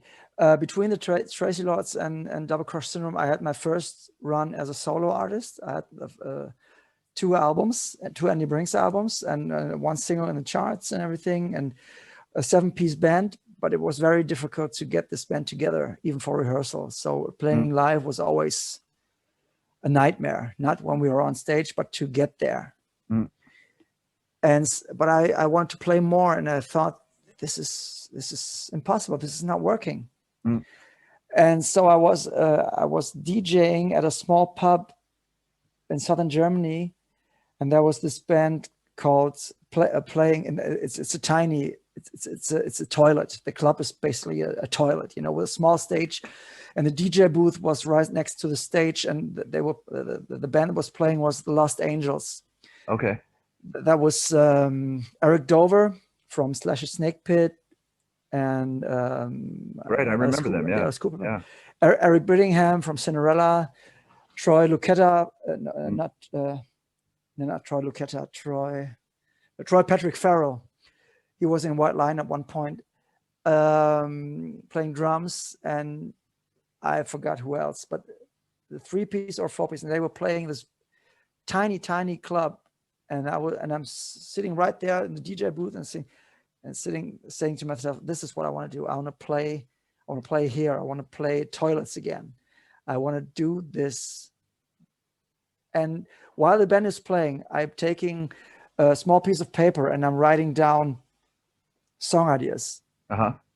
Pieces of song lyrics, like, yeah, Pain was there, Die for Rock and Roll. I had the whole I did not pay attention to the band anymore. I just had a small piece of paper at the whole concept for the band, for this new band. And Aurora and Marcus, the first drummer and a bass player in DCS, they were in my solo band. I just texted them. I said, if I say go, are you going with me? And both said, sure, just say go. Oh, okay. So they came from the original incarnation of the Andy Brings band. Ah, okay. Yes. Okay. I already had a band name. It was a different band name. I never told this to anybody, but DCS's first original name was The Against It's. It's not bad also, I know, but I wanted to avoid the TH. The Against It's, and it was too. I mean, not that Double Crush Syndrome is much easier, but it's no TH, and you can abbreviate it to it's DCS. It's great. Yeah, the Against It's it sounds more punk. Yeah. So but that's how I felt. Yeah. Just against everything and everybody. Yeah. The Against It was a cool. We already had a logo, but it's cool. I thought no. It's a good name. No, yeah. But no, I set my. Then I found Double Crush Syndrome, and I thought, okay, that's it. But that's how the band started. I just had this concept of a 3-piece power trio that can play on a coaster. So who was your Double Crush? Pamela Anderson and. Yeah. You know that Double Crush Syndrome is an actual, it's a disease. It's really, it's. Oh, is it a disease? Ah. Yeah, that's what it is. It's okay. I thought it had more to do with that you had a crush on 2 girls. No. That's the great double meaning, but it's actually a form of carpal tunnel syndrome. Oh, no shit. Okay, I didn't know that. Yeah. Okay, so as a guitar player, you would know that. Yeah. Exactly. Yeah, that's why I thought that's a perfect name. Yeah. Well, yeah, being the lover that I am, of course, then I'm more the 2 girls crush. Yeah. So yeah. It's always my nightmare. It's always my nightmare to be in love with 2 girls. Yeah, at the same time. I've had my share of that too. So then Die for Rock and Roll. That's now slick. You guys are back together. Everything's working out great. You get that's the official debut album. Yeah, and so now you start this is when you get picked up by Sebastian Bach, or did you That was do any tours with anybody else on that? no, Sebastian Bach. That was way before Die for Rock and Roll. Was it? Sebastian Bach, yeah. Okay. I founded the band in 2013 with no label whatsoever, no booking agent whatsoever, Okay. and we were on tour. And by 2015, we had toured with Sebastian Bach, Hardcore Superstar, Ohrenfeind, JBO. We played with Ugly Kid Joe. We played with, I don't know, So by the so time you many, went on tour with Sebastian, no label, no, nothing. you That was still had no label. no. Was Die for Rock and Roll? Was it even We a were signed. concept? No, no. No. Okay. We just had this demo CD. Oh, We were okay. signed. DCS was signed in 2016. I never wanted to sign another record contract again. Right. Yeah, I can But imagine. then Yeah. but then Nuclear Blast approached me, and everything sounded good then. Okay. Um, Then. then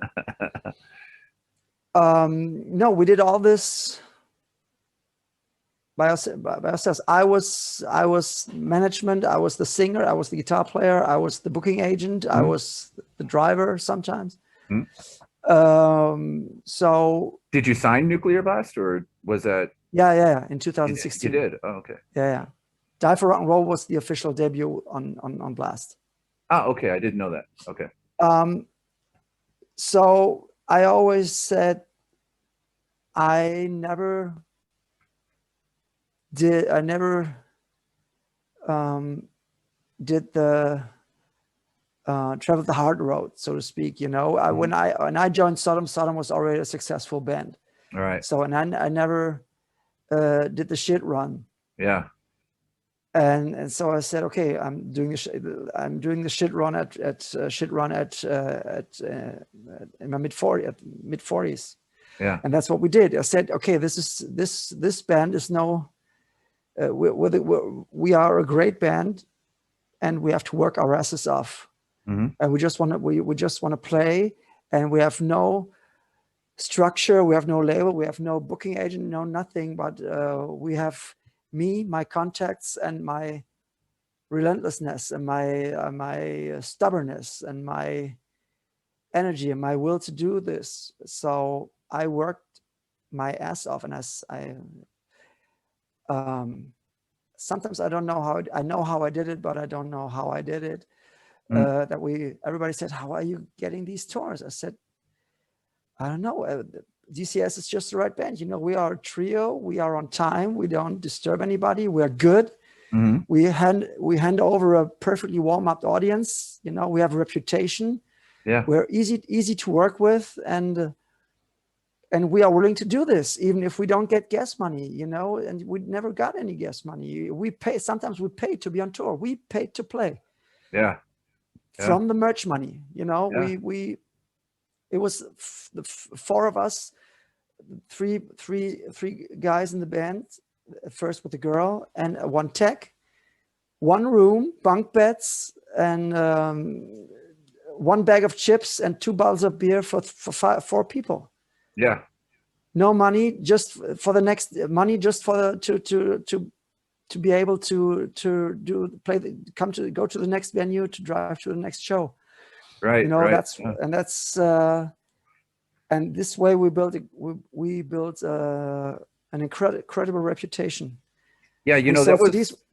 that was one of the things when I was a show promoter that I always hated so much, is that a lot of these kids, they just didn't understand that,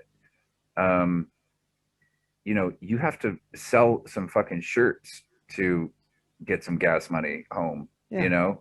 And, you know, most of these guys that would show up at the shows that I was promoting, they would show up expecting fucking Pink Floyd catering and fucking Yanni sound system, and you know, and people would walk up on stage and there'd be like a crink in a cable, and they'd be like, oh, we can't play with this shit, you know, what is this? And I'm like, listen, dude, you guys don't even have a record, you don't have a label, you don't, you know, you're what do you really expect, you know? And people would say, like, you know, hey, there's nobody here, and I'm like, well, does anybody know who the fuck you are? you know? And so people have to go through, it's like that there's a meme on the internet where it says, we'd like to thank Steve for coming to the show, you know, and there's one guy standing in the front Mm, of the stage, you know, right. and it's like, unless you can do that 500 times, you're not going to get to the point where you have Queensryche audiences and catering and, you know, all the pluses and all that You shit, know, you know, the one thing that I've always wanted, maybe the only thing, is to be worthy you know. in the eyes of the rock gods. You know, I wanted Mm, to make records that are good rock and roll records. I don't, I can make everybody love me or mm, like what I do, but I can live up to this, to my own standards, or to what I feel is worthy of being released, or has some validity within the realm of rock and roll. I just wanted to be worthy of being in rock and roll, being a rock and roll guy. well, I think that one So thing. the one thing that I never wanted to be was a complainer. You know, Mm, I can, you know, I can, believe me, I can complain if I really feel I'm not being treated well or so. mm, But but um, I know you have to know your place sometime, mm, you know, and you have to know, you have to realize that um, there was somebody before you and there's somebody after you. But uh, right here and right now, you have to do A, what's expected of you, and B, do and give everything that you have mm, to that moment. yeah, You know what I mean? yeah. You have to, you have to have a sense of that what you're allowed to do, that is special. It's special, you know. It's Mm. I maybe not everybody likes my music, maybe not everybody even likes me, but I know, I know that even my worst critics and my worst enemies, and they have told me that to my face, I don't like what you do, I don't like you, I don't like your music, but I respect the way you do it, and I respect that you give 200% every time. And that's um, what I've always wanted. Nobody should ever feel they haven't that I haven't gotten 100% from me or more. You And know, yeah, this is I didn't like the songs, but that guy gave it his all. what I wanted to comment on is that, you know, what you were saying about choosing to go the hard road and choosing to go the shit road, as you said.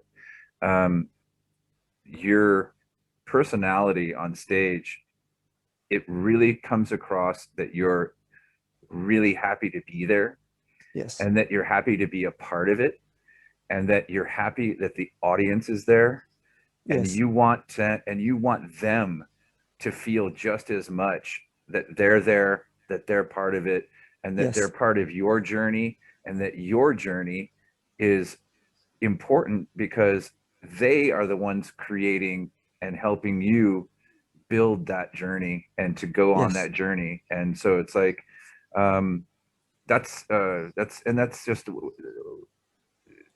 it's really an admirable thing in rock and roll today, when people don't lose touch with the work and the people that make it possible for you to be able to continue to do. Because you know, just knowing you, I think that you would be happy playing in front of three people, Oh, I had to many you times. know, I had to be and happy at playing in front of three people. and you know, if there were 5,000 people, it would be just as much of a good time because you're Same thing. just, Same you know, thing. it's the same thing. Just it's that being thankful, you know. Yes. Um, Plus, plus, especially today, time is has such a high value because nobody has the yeah, time. Everybody's being bombarded with everything: Netflix, Amazon, COVID, shows, no shows, blah blah blah blah. With before the pandemic and eventually sometime after the pandemic, so many concerts, so many choices, mm, choices. Especially where we live, you can choose between 10 concerts every day yeah, if you have a car, or even if you don't have a car. And so if people come to me and grant me their time, if yeah, they allow me to waste their time yeah. with the stuff that I came up with on my couch, Right. you know, that's uh, that's the ultimate thing. And It's pretty cool. It's I pretty would cool. never, I would never let them down. Yeah, Never, yeah. And never. that's I the cool can't. thing. Yeah, that's the I cool thing can't. about you. Yeah. And it comes across. It really does. Um, okay, so then Die for Rock and Roll is going well, and you're super happy. Everything's going great with you and Slick. You got a couple different drummers that come and go, and Andy decides to make a movie. Yeah. What in the hell was Andy Brings thinking, sitting on his couch? I'm gonna fucking make a movie. Um, the truth is, I've been approached many times by various people. Why don't you write a book? Your story is so unique and different. I mean, who can claim that they've played in Sodom and in Pretty Boy Floyd, being from Germany? Yeah, That's what I've done too. I played with Steve Sax Summers when he was on tour in Europe several times, and with yeah. I was Tough going as to talk well, about that. Yeah, and yeah, with Tough as well. And this is the other end of the spectrum from Sodom, yeah. right? Right. Yeah, And the way I've always approached my career and my work ethic and all, but I always said, a book, I don't want to write a book. I'm too young. B, a book is not visual enough. mm, And then I've told the story many times. My phone rings. My agent, my booking agent, we had a booking agent at that point, mm. said, Andy, you're going on tour with Skid Row. I said, are you shitting me? He said, no. And I'm going crazy. I haven't heard anything that he said after that, because I was jumping up and down, and because that's the band that changed my life. And we played with Sebastian 4 years prior to that, which Yeah, was yeah. I was. same Yeah, thing, which was mind blowing. yeah. I was there at the show. Yeah. Yeah, but then this is Skid Row. This is the logo. Right. This is Skid Row. Yeah. And Skid Row, even without Sebastian Bach, is Skid Row to me. Everybody is just as important in this Yeah. band. Rachel Yeah. Snake Scotty, 3/5 of the greatest band of all time for me. Mm. And after I hung up, I was sitting on my couch and I was thinking to myself, this is the story. This is the story. A light bulb went up in my head. I said, this is the story I want to tell. Because I was saying to myself, how did that happen? I'm sitting in the same house. How did I get from being a 14-year-old kid with a tennis racket in front of a mirror to be going on? Oh, hold on. I lost you again. How did I Okay. get here from being a 14-year-old kid with a tennis racket in front of a mirror to be going on tour with my favorite band? How did that happen? That's a crazy story. Yeah. I want Right.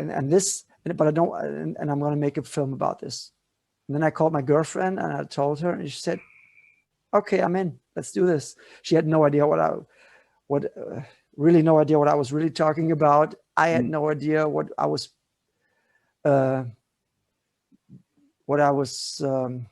in for. Yeah. What we were all in for. And then I asked my friends who were in the filming business, Jan and Chris, you want to help me? And Alex, you want to help me? I presented them with my idea, and they loved it. And I said, okay, and then I said the famous line, but we have to do this from a deadline backwards. Let's not just start and film and then see what we can come up with in 3 years. I want a fixed date for the premiere, and otherwise we will never get it done. You will never be finished. And that was a great idea on one hand, and on the other hand, that's what ultimately drove me into a massive burnout. But we did it, we made it, and we filmed on the tour with Skid Row, we filmed with Doro, and the one thing that was clear from the get-go was that I did not want to tell my story, because that would be boring, because I'm not that famous.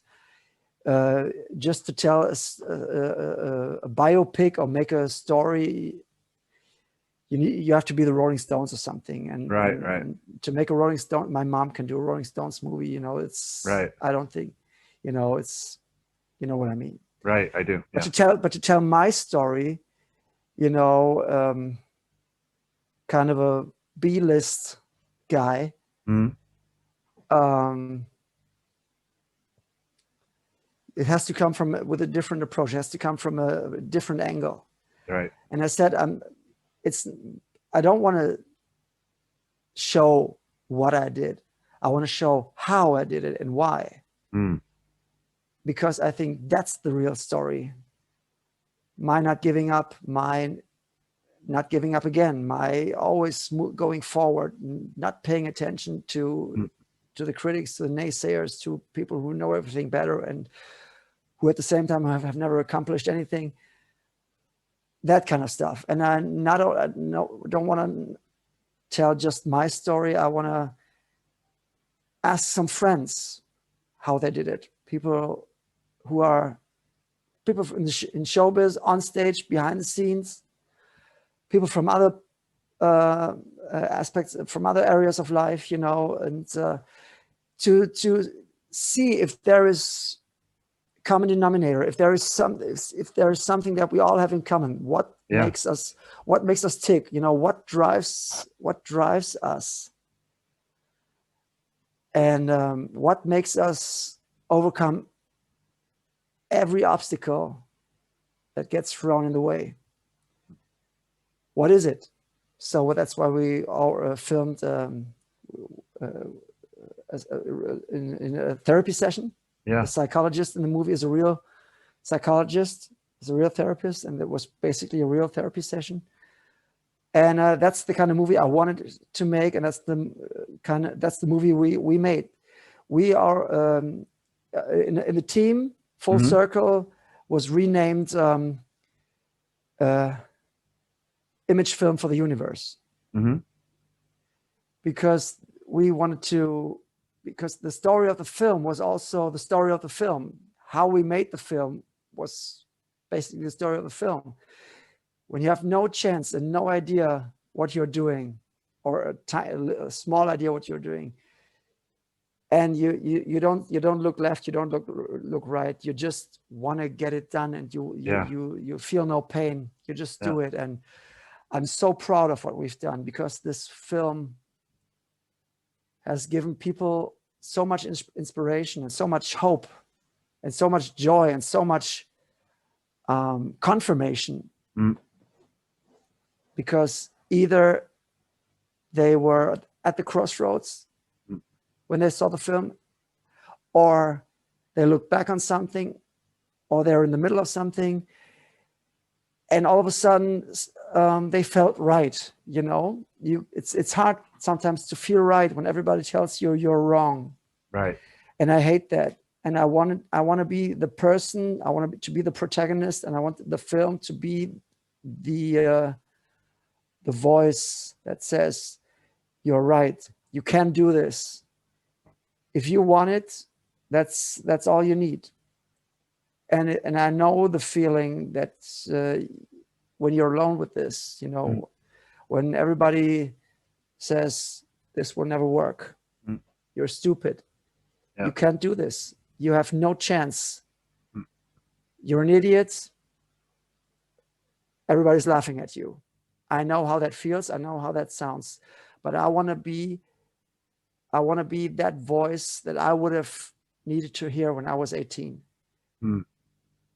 Yeah, and we did it, and I'm most proud of it. My burnout and the depression and everything was worth it. Yeah, it's a pretty amazing accomplishment, and so I mean, hats off to you for getting it done, and I can definitely identify with the burnout factor because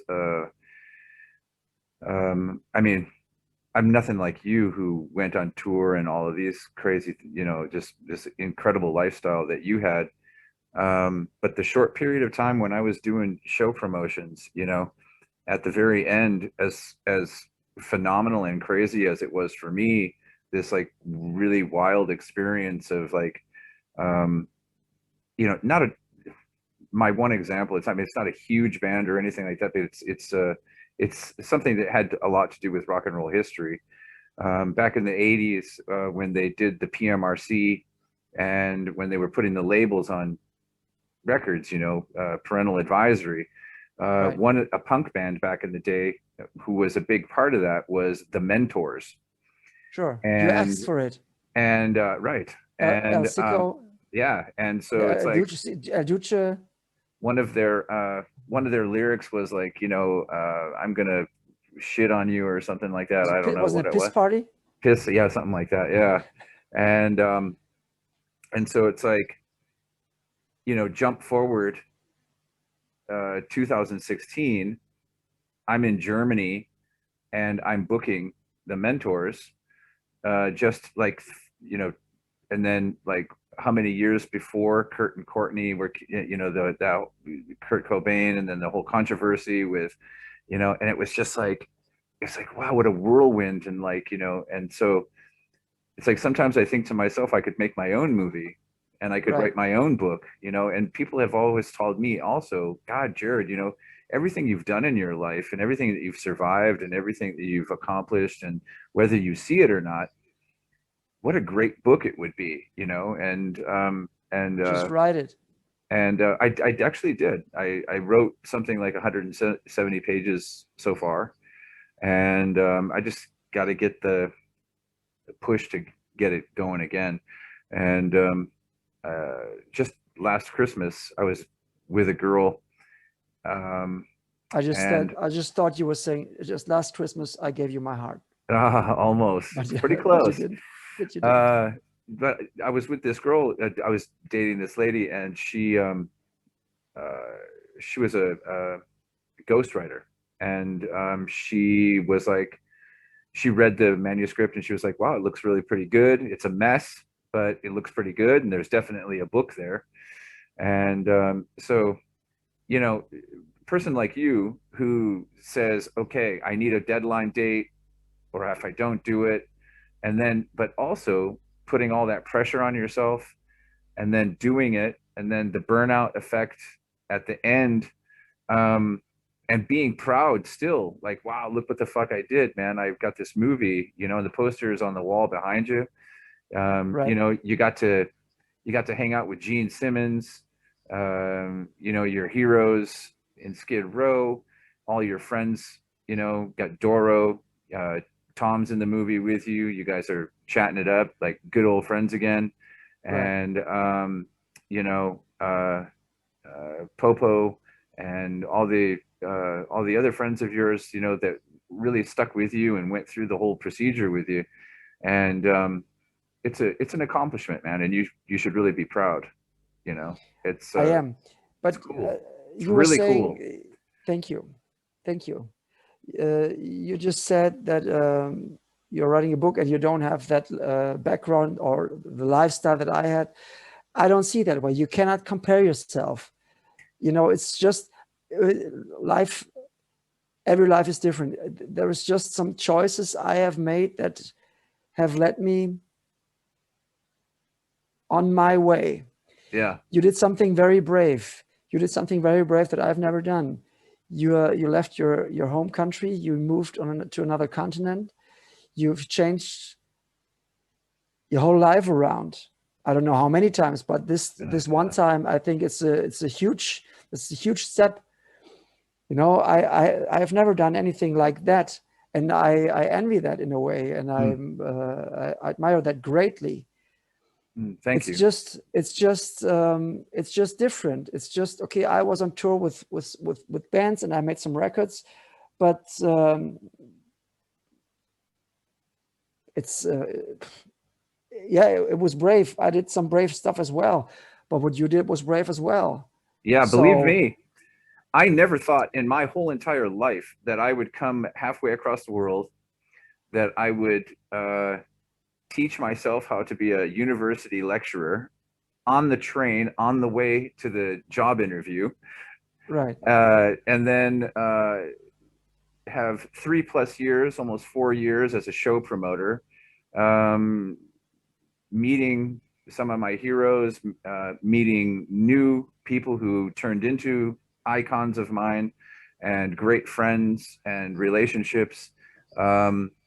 You know, I never thought that I would end up being a black metal promoter with some of the most notorious black metal performers in the world.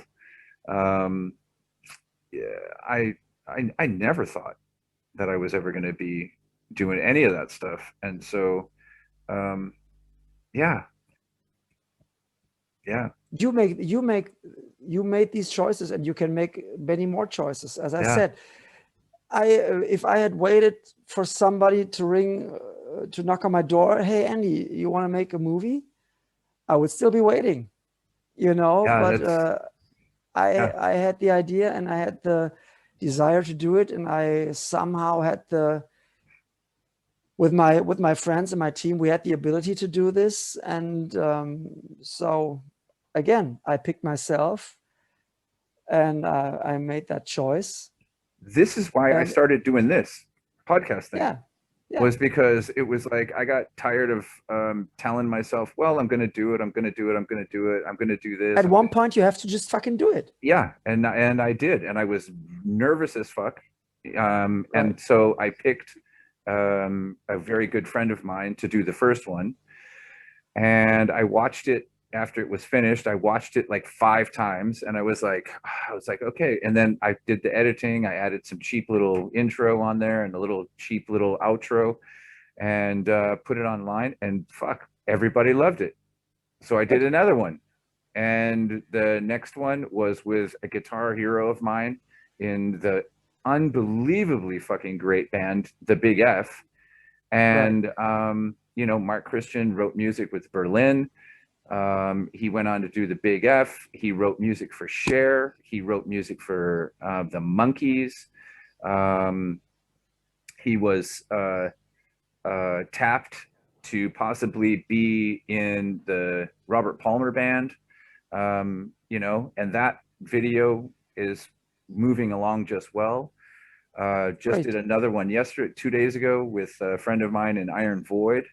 And look, and now tonight I'm doing one with you. And it's like it's crazy how kind of like you know, with your full circle, it's like things that I never thought would happen for me are finally kind of coming full circle, which takes me back to where you were like, it's just beginning, you know? You got to start somewhere. Yeah, we're both 50 years old, and fuck, yeah, it's just starting out again, you know. Yes, yes. Um, so like, uh, d- you premiered in Cannes, didn't you?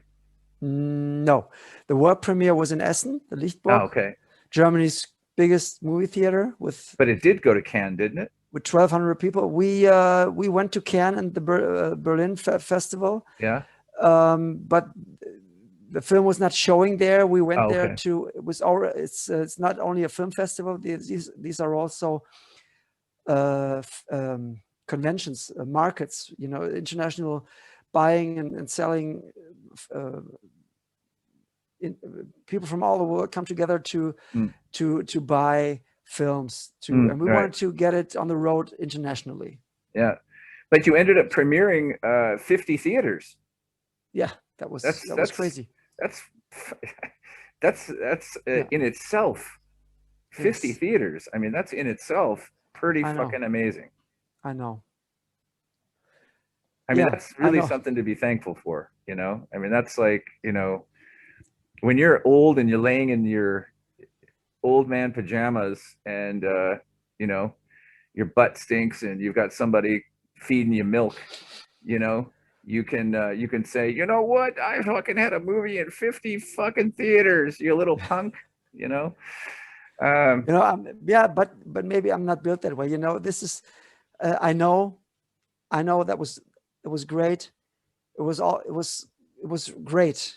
It was all great.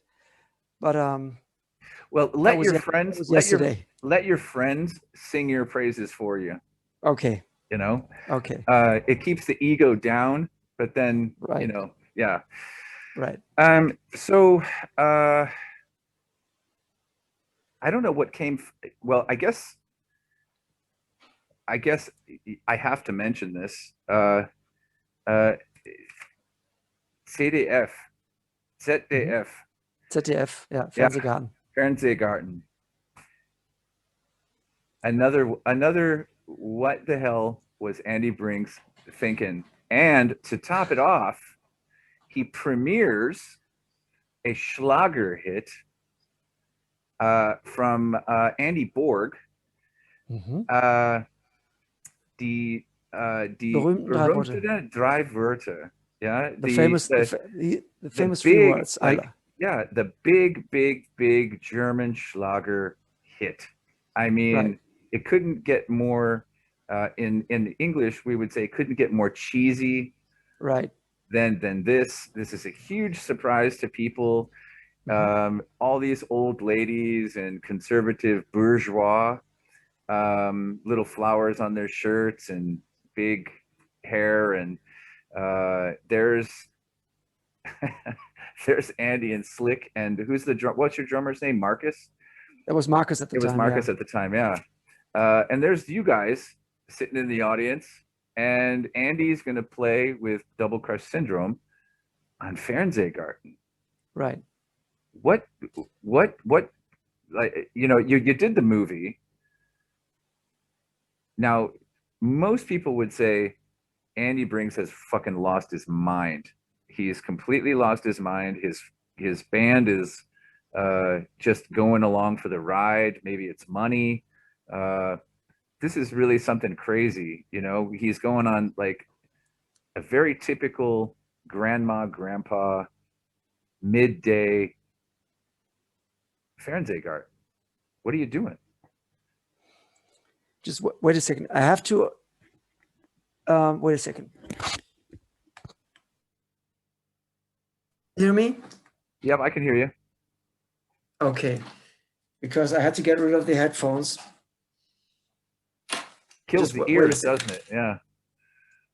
Kills the ears. Kills the Yeah. ears. It's better for the sound. Yeah. But I'm gonna do this.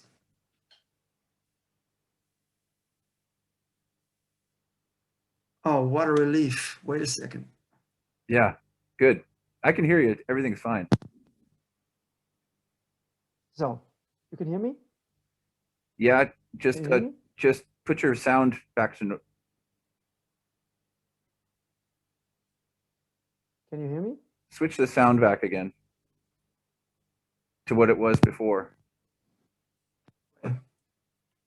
I can hear you now.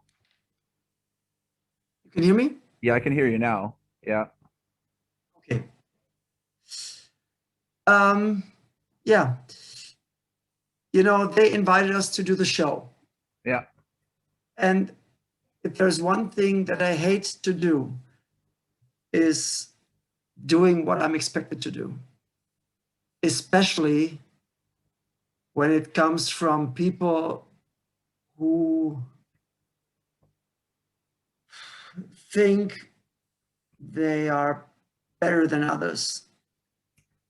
You know, a lot of people from my scene, from the metal hard rock community, expected us to show the bourgeois, the normal people, to what, you know, to spit in the camera or whatever, to be super obnoxious and to be super punk, and to show them what we're all about, and that we are better, that we are cooler, and they are stupid. Yeah. And I hate that. You don't get invited to a place and then behave like an ass.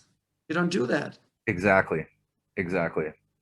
Thank you for saying that, man. So There's a lot of fucking people that it's need just, to hear that, you know. There really is, because it's there's a just lot of bad arrogant behavior. It's people just out bad there. behavior. Yeah. And yeah, it's bad behavior. And we were super proud to get invited to the ZDF Fernsehgarten, because it's, you know, it's the ZDF, the good old ZDF. I don't know what would the equivalent would be if you, I don't know, if you got invited to play Regis and Kathy Lee. Right. And this is what back I in the mean. day. Yeah. You know, it's great. It's just great. And I said, let's do something. This is special. Let's do something special. Let's not just play Die for Rock and Roll and go crazy. This is boring. Let's make, I don't know, let's make history. Let's do something special.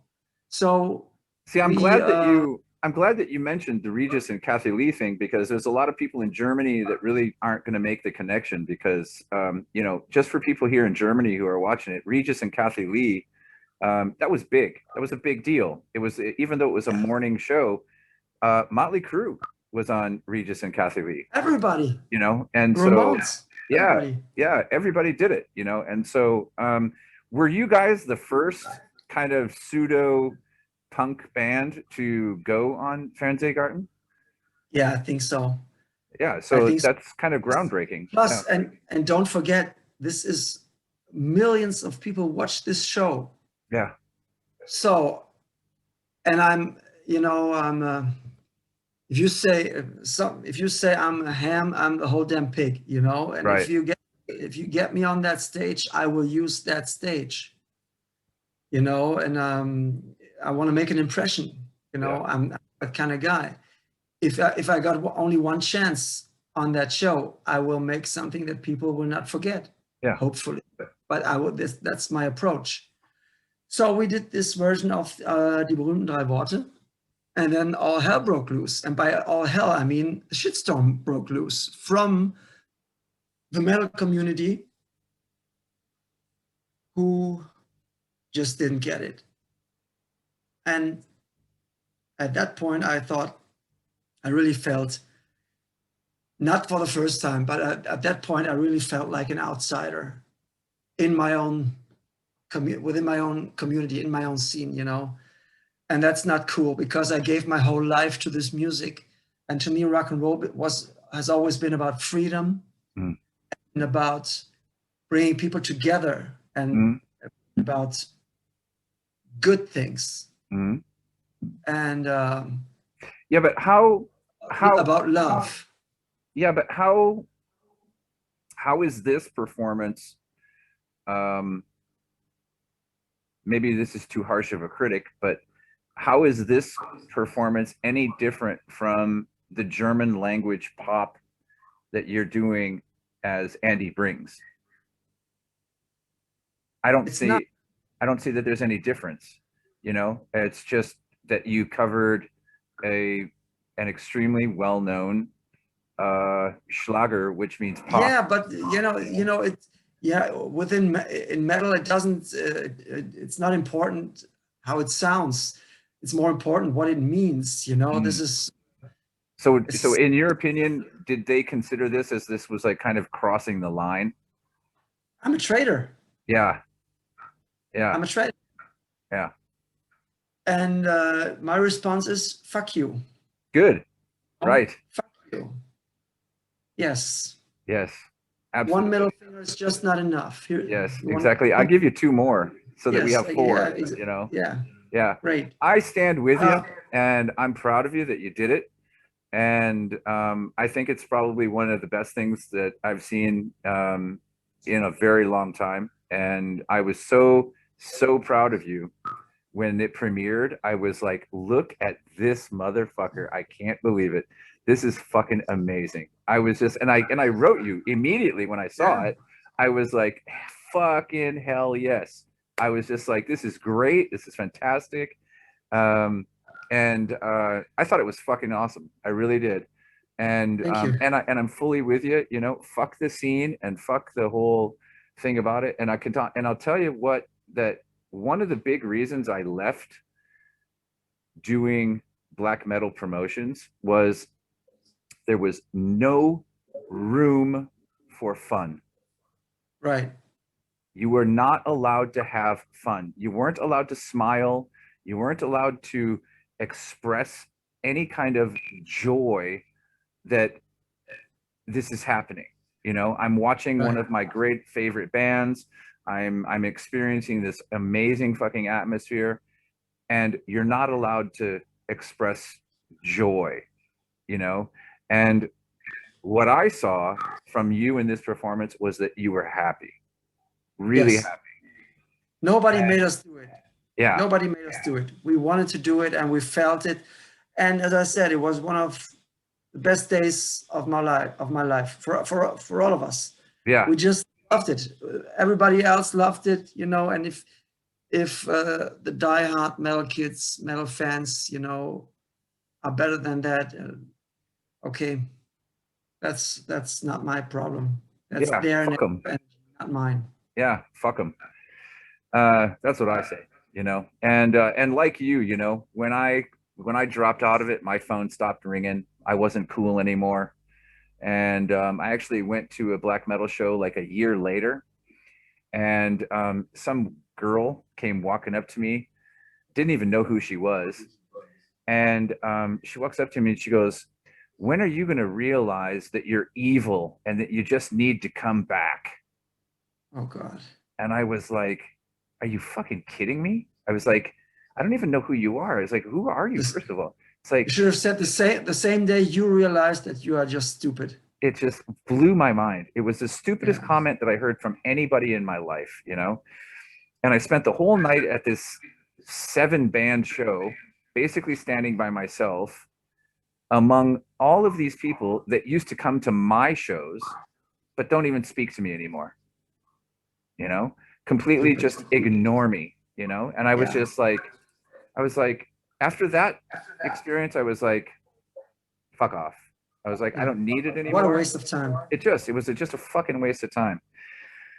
Um, so now, pretty quickly after this, all of a sudden I start seeing Andy in collar shirts and a completely different new look. And Andy is running for mayor of your hometown, Mulheim. Right. Right. Pretty quickly after this. This was like maybe Yes. 3 months, 4 months of a Yeah. decision. 4 months. Yeah. Yeah. Yeah, There was we released another DCS album, Death to Pop, right. in Death to Pop came out. Right, right. and but soon after I pulled the plug from everything because I was just burned out, and I went away for 4 months, and when I came back, I was the next thing anybody heard from me was I'm running for mayor. Yeah, and this was pretty crazy That was crazy. because I noticed that all of a sudden you were gone. You know, I didn't see any kind of social media from you at all. Yeah. And then all of a sudden I see this, you know, collar shirt, you know, buttoned up, you know, and totally new conservative look and whatnot. Tie. Yeah, everything. And I was like Yeah. staring into my screen, like, what? What the hell is this? And then it was really serious. Yeah, it was. Why? Why I mean, not? Again, like with the church thing. punk rock, man. With Why the- not? you know, Yeah. with the church, Fucking no, why with the not? Okay. same with the church thing. They Mhm. asked me. It was not my idea. You're The kidding. the So the party, die Departai Partei. actually came to you? Yes, they asked me Wow. via messenger. I knew a guy. I So did not know. before I got to ask you this question. The answer is no. Where where do you think all of because you're saying that like you've done a lot of things on your own, but a lot of people are coming to you, you know? Where's it coming from? Why do you think that these people like not to toot your own horn or to be like, oh, I'm Andy Brinks, but like, what do you think it was about you specifically that these things are happening to you? And like, is it just the power of positive thinking, or is it like, do you No, think that you were building your own future? Were they just like chances, coincidences? I mean, what no. was it? There is no such thing as coincidences. Um, in this case, the mayor thing, Yeah. actually, I knew a guy from a totally different occasions. I did not know he was involved with Die Partei, but he knew who I was. He knew what I did. He was observing me, kind of. And in this case, the ZDF Fernsehgarten thing was the deal maker to ask me. He wanted to ask me months earlier, but I was unavailable due to the burnout. Yeah. The minute I popped up again on social media, he sent me a message on Messenger, and he said, "Andy, could you imagine running for mayor for us?" And I said, "What the fuck are you talking about? Are you shitting me?" No, he was dead serious, because he thought the first his original thought was, with Andy we have at least, even if he doesn't do anything, at least we get great posters, Yeah, well, that get definitely great happened. photos, great Yeah, posters. yeah, And this thing totally got out of control, got out of hand. It became a real serious thing. It became really serious and fun at the same time. And to answer your question, I think I'm a very, and I know that I'm a very polarizing person. Mm.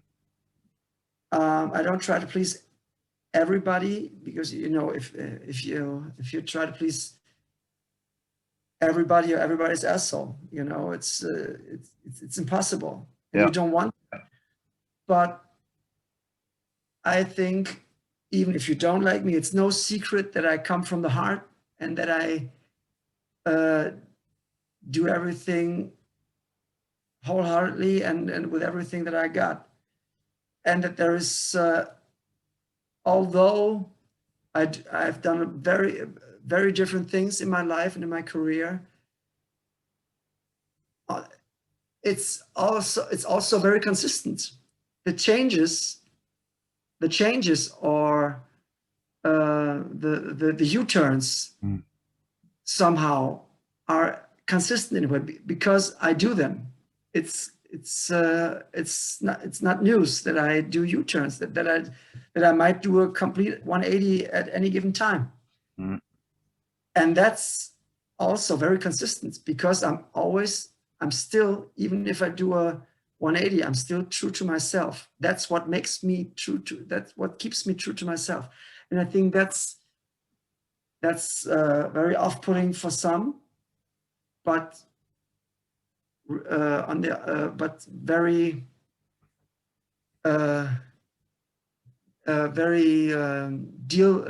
can be a deal maker for others. Yeah. Was in that case. And I'm very thankful for that opportunity, because I would have never thought of doing anything like this. And as I said before, it gave me a complete new insight into a complete new view on my hometown. Yeah, I was just I, about to ask you, like, what did you learn from it? What was your takeaway? my takeaway that all the preconceived notions about politicians are true. Ooh, that's brutal. Not 100%, but a lot of it is very, very true. Okay. And I never saw myself as a politician because because I'm not a politician. I always said I don't want to be a politician. I'm a networker. I don't know everything. Being a mayor is not it's the office is not a dictatorship. Hmm. It requires to be able to bring people together from all areas, from all different areas, Hmm. bring different people to the table, Yeah. mediate and moderate and listen and try to kind of to form all the different opinions to a virtual machete and blast away through the jungle, Yeah. somehow. And I think that's one of my core strengths, to bring people together and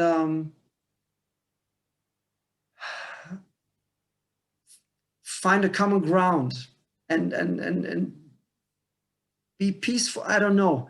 I don't know if I It's try no, to get across what I mean. no, it's interesting because it's like you're almost leading me into my questions. It's pretty crazy how, like, it's like we're thinking like the same on Interesting. as this is going, because my next question was, is that, do you think that if you had been elected, do you think that you could have got things done? Difficult question. Difficult question. Because what you said really leads to my question. It's like, Yeah, I disability and think whatnot. I mean, I think the mayor. It's a tough job yeah, I'm sure it is. because really, what you in reality, what you are is you're just a piñata, and everybody is just beating on the piñata, hoping that the candy they want comes out of it, Yeah. not the candy anybody else wants. It's just, but you're just the piñata hanging there, and everybody's beating on you. And they all Because want their one piece of candy. they all want their one piece of candy. Yeah. Exactly right. Yeah. I would have been a different mayor. It's you have to make. I think it's a tough job. I don't envy the guy. I'm friends with the guy who became mayor. I don't envy his day-to-day business, but I would have loved to try it. Mm. But I've left my mark in the city. Thousands of people voted for me. Yeah. I beat the right-wing AfD guy by 20 At votes. least So that. So that makes me immortal for at least 5 years here. yeah. Right. And I'm very proud of that. We mobilized people. We made this election very special. We had a lot of fun. We had a lot of great ideas. A lot of ideas are still in the works because there is the council that has to eventually decide on everything. The mayor, you can't just say, I want this done. Yeah. As a mayor, it gets done. It doesn't work that way. But I think it would have been nice to live in Mülheim with me as mayor for 5 years. I think it would have been nice. I think it would have been nice too. I think it would have been nice too. I would have, had I had the chance to vote in Mulheim, I definitely would have done that. Yeah, definitely. Oh, if people from outside of Mülheim could have voted here, I would have won. Absolutely. But the universe makes no mistakes. It's all good the way it is. Right. It's all good way it is. I'm still active in a way. I'm in the Kulturausschuss. I don't know what the word is. It's a council that debates and decides on what on theater on The arts and culture department. arts and culture. Yeah, yeah, What cool. gets money, what doesn't get money, what gets made, what doesn't get made, stuff like that. Yeah. And I'm in that council as well. Cool. So that's nice because I come from a totally different. I have a totally different expertise, so to speak, when it comes to being a working artist. Mm. I don't do this in theory. I've been doing this for years, and this sometimes when I raise my voice, when we come together, it raises some eyebrows here and there. But A, I love this, and B, they need to hear this. So if somebody were to ask your mother, what does she think about what do you think about all this after all these years, all this madness, all this craziness, everything that you've witnessed? What would she say in some simple words? What do you think she would say? She would say,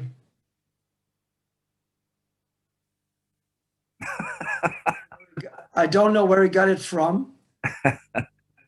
I don't understand half of it or why he does it, but I'm very proud of him. That's cool. That's very cool. That's very cool. Yeah, awesome.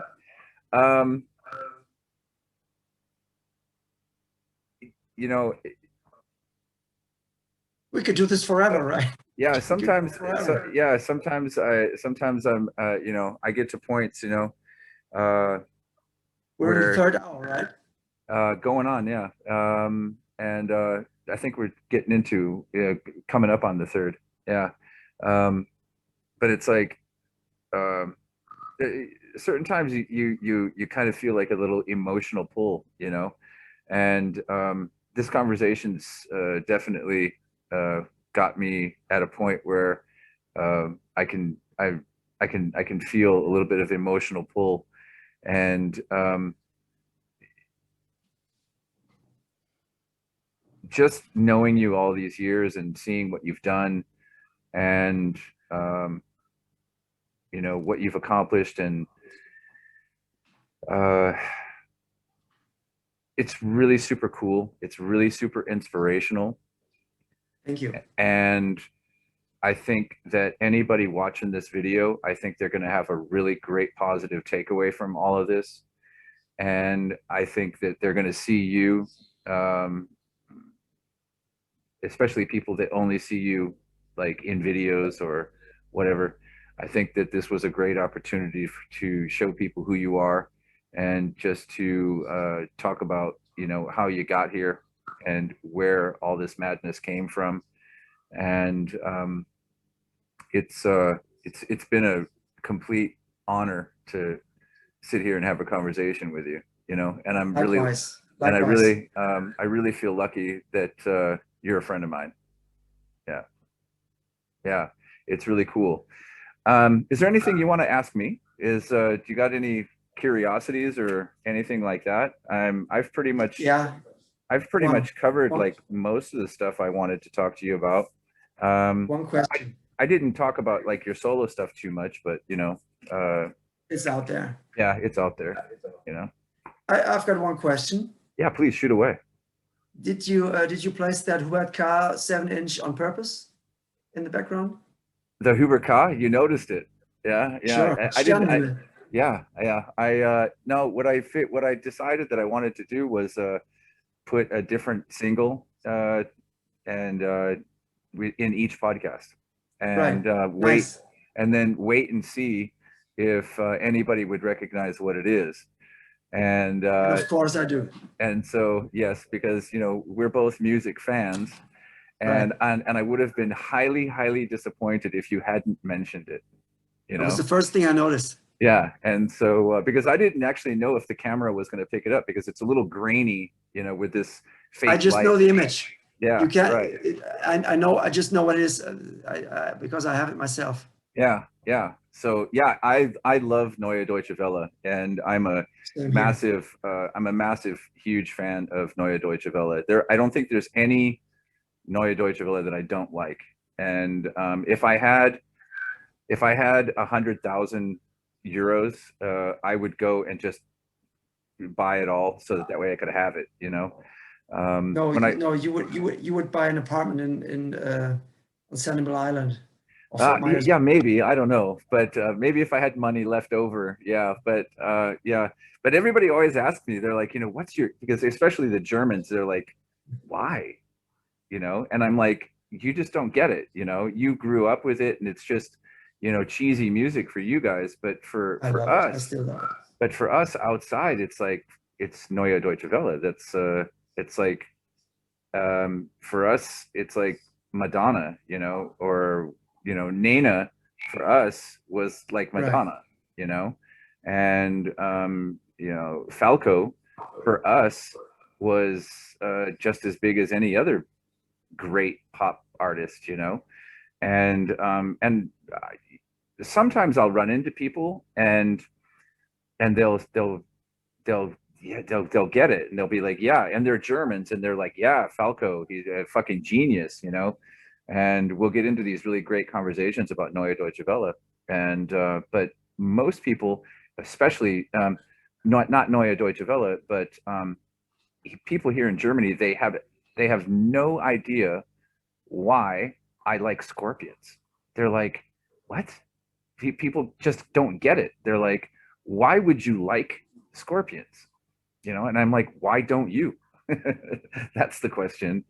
I've had the same conversations about the Scorpions many times, and I never get tired to say that what they did between 1975 and 1985 is huge chapters in the hard rock Bible. Without them, I don't think that hard rock would have ever been the same. It just, exactly. Love At First Sting.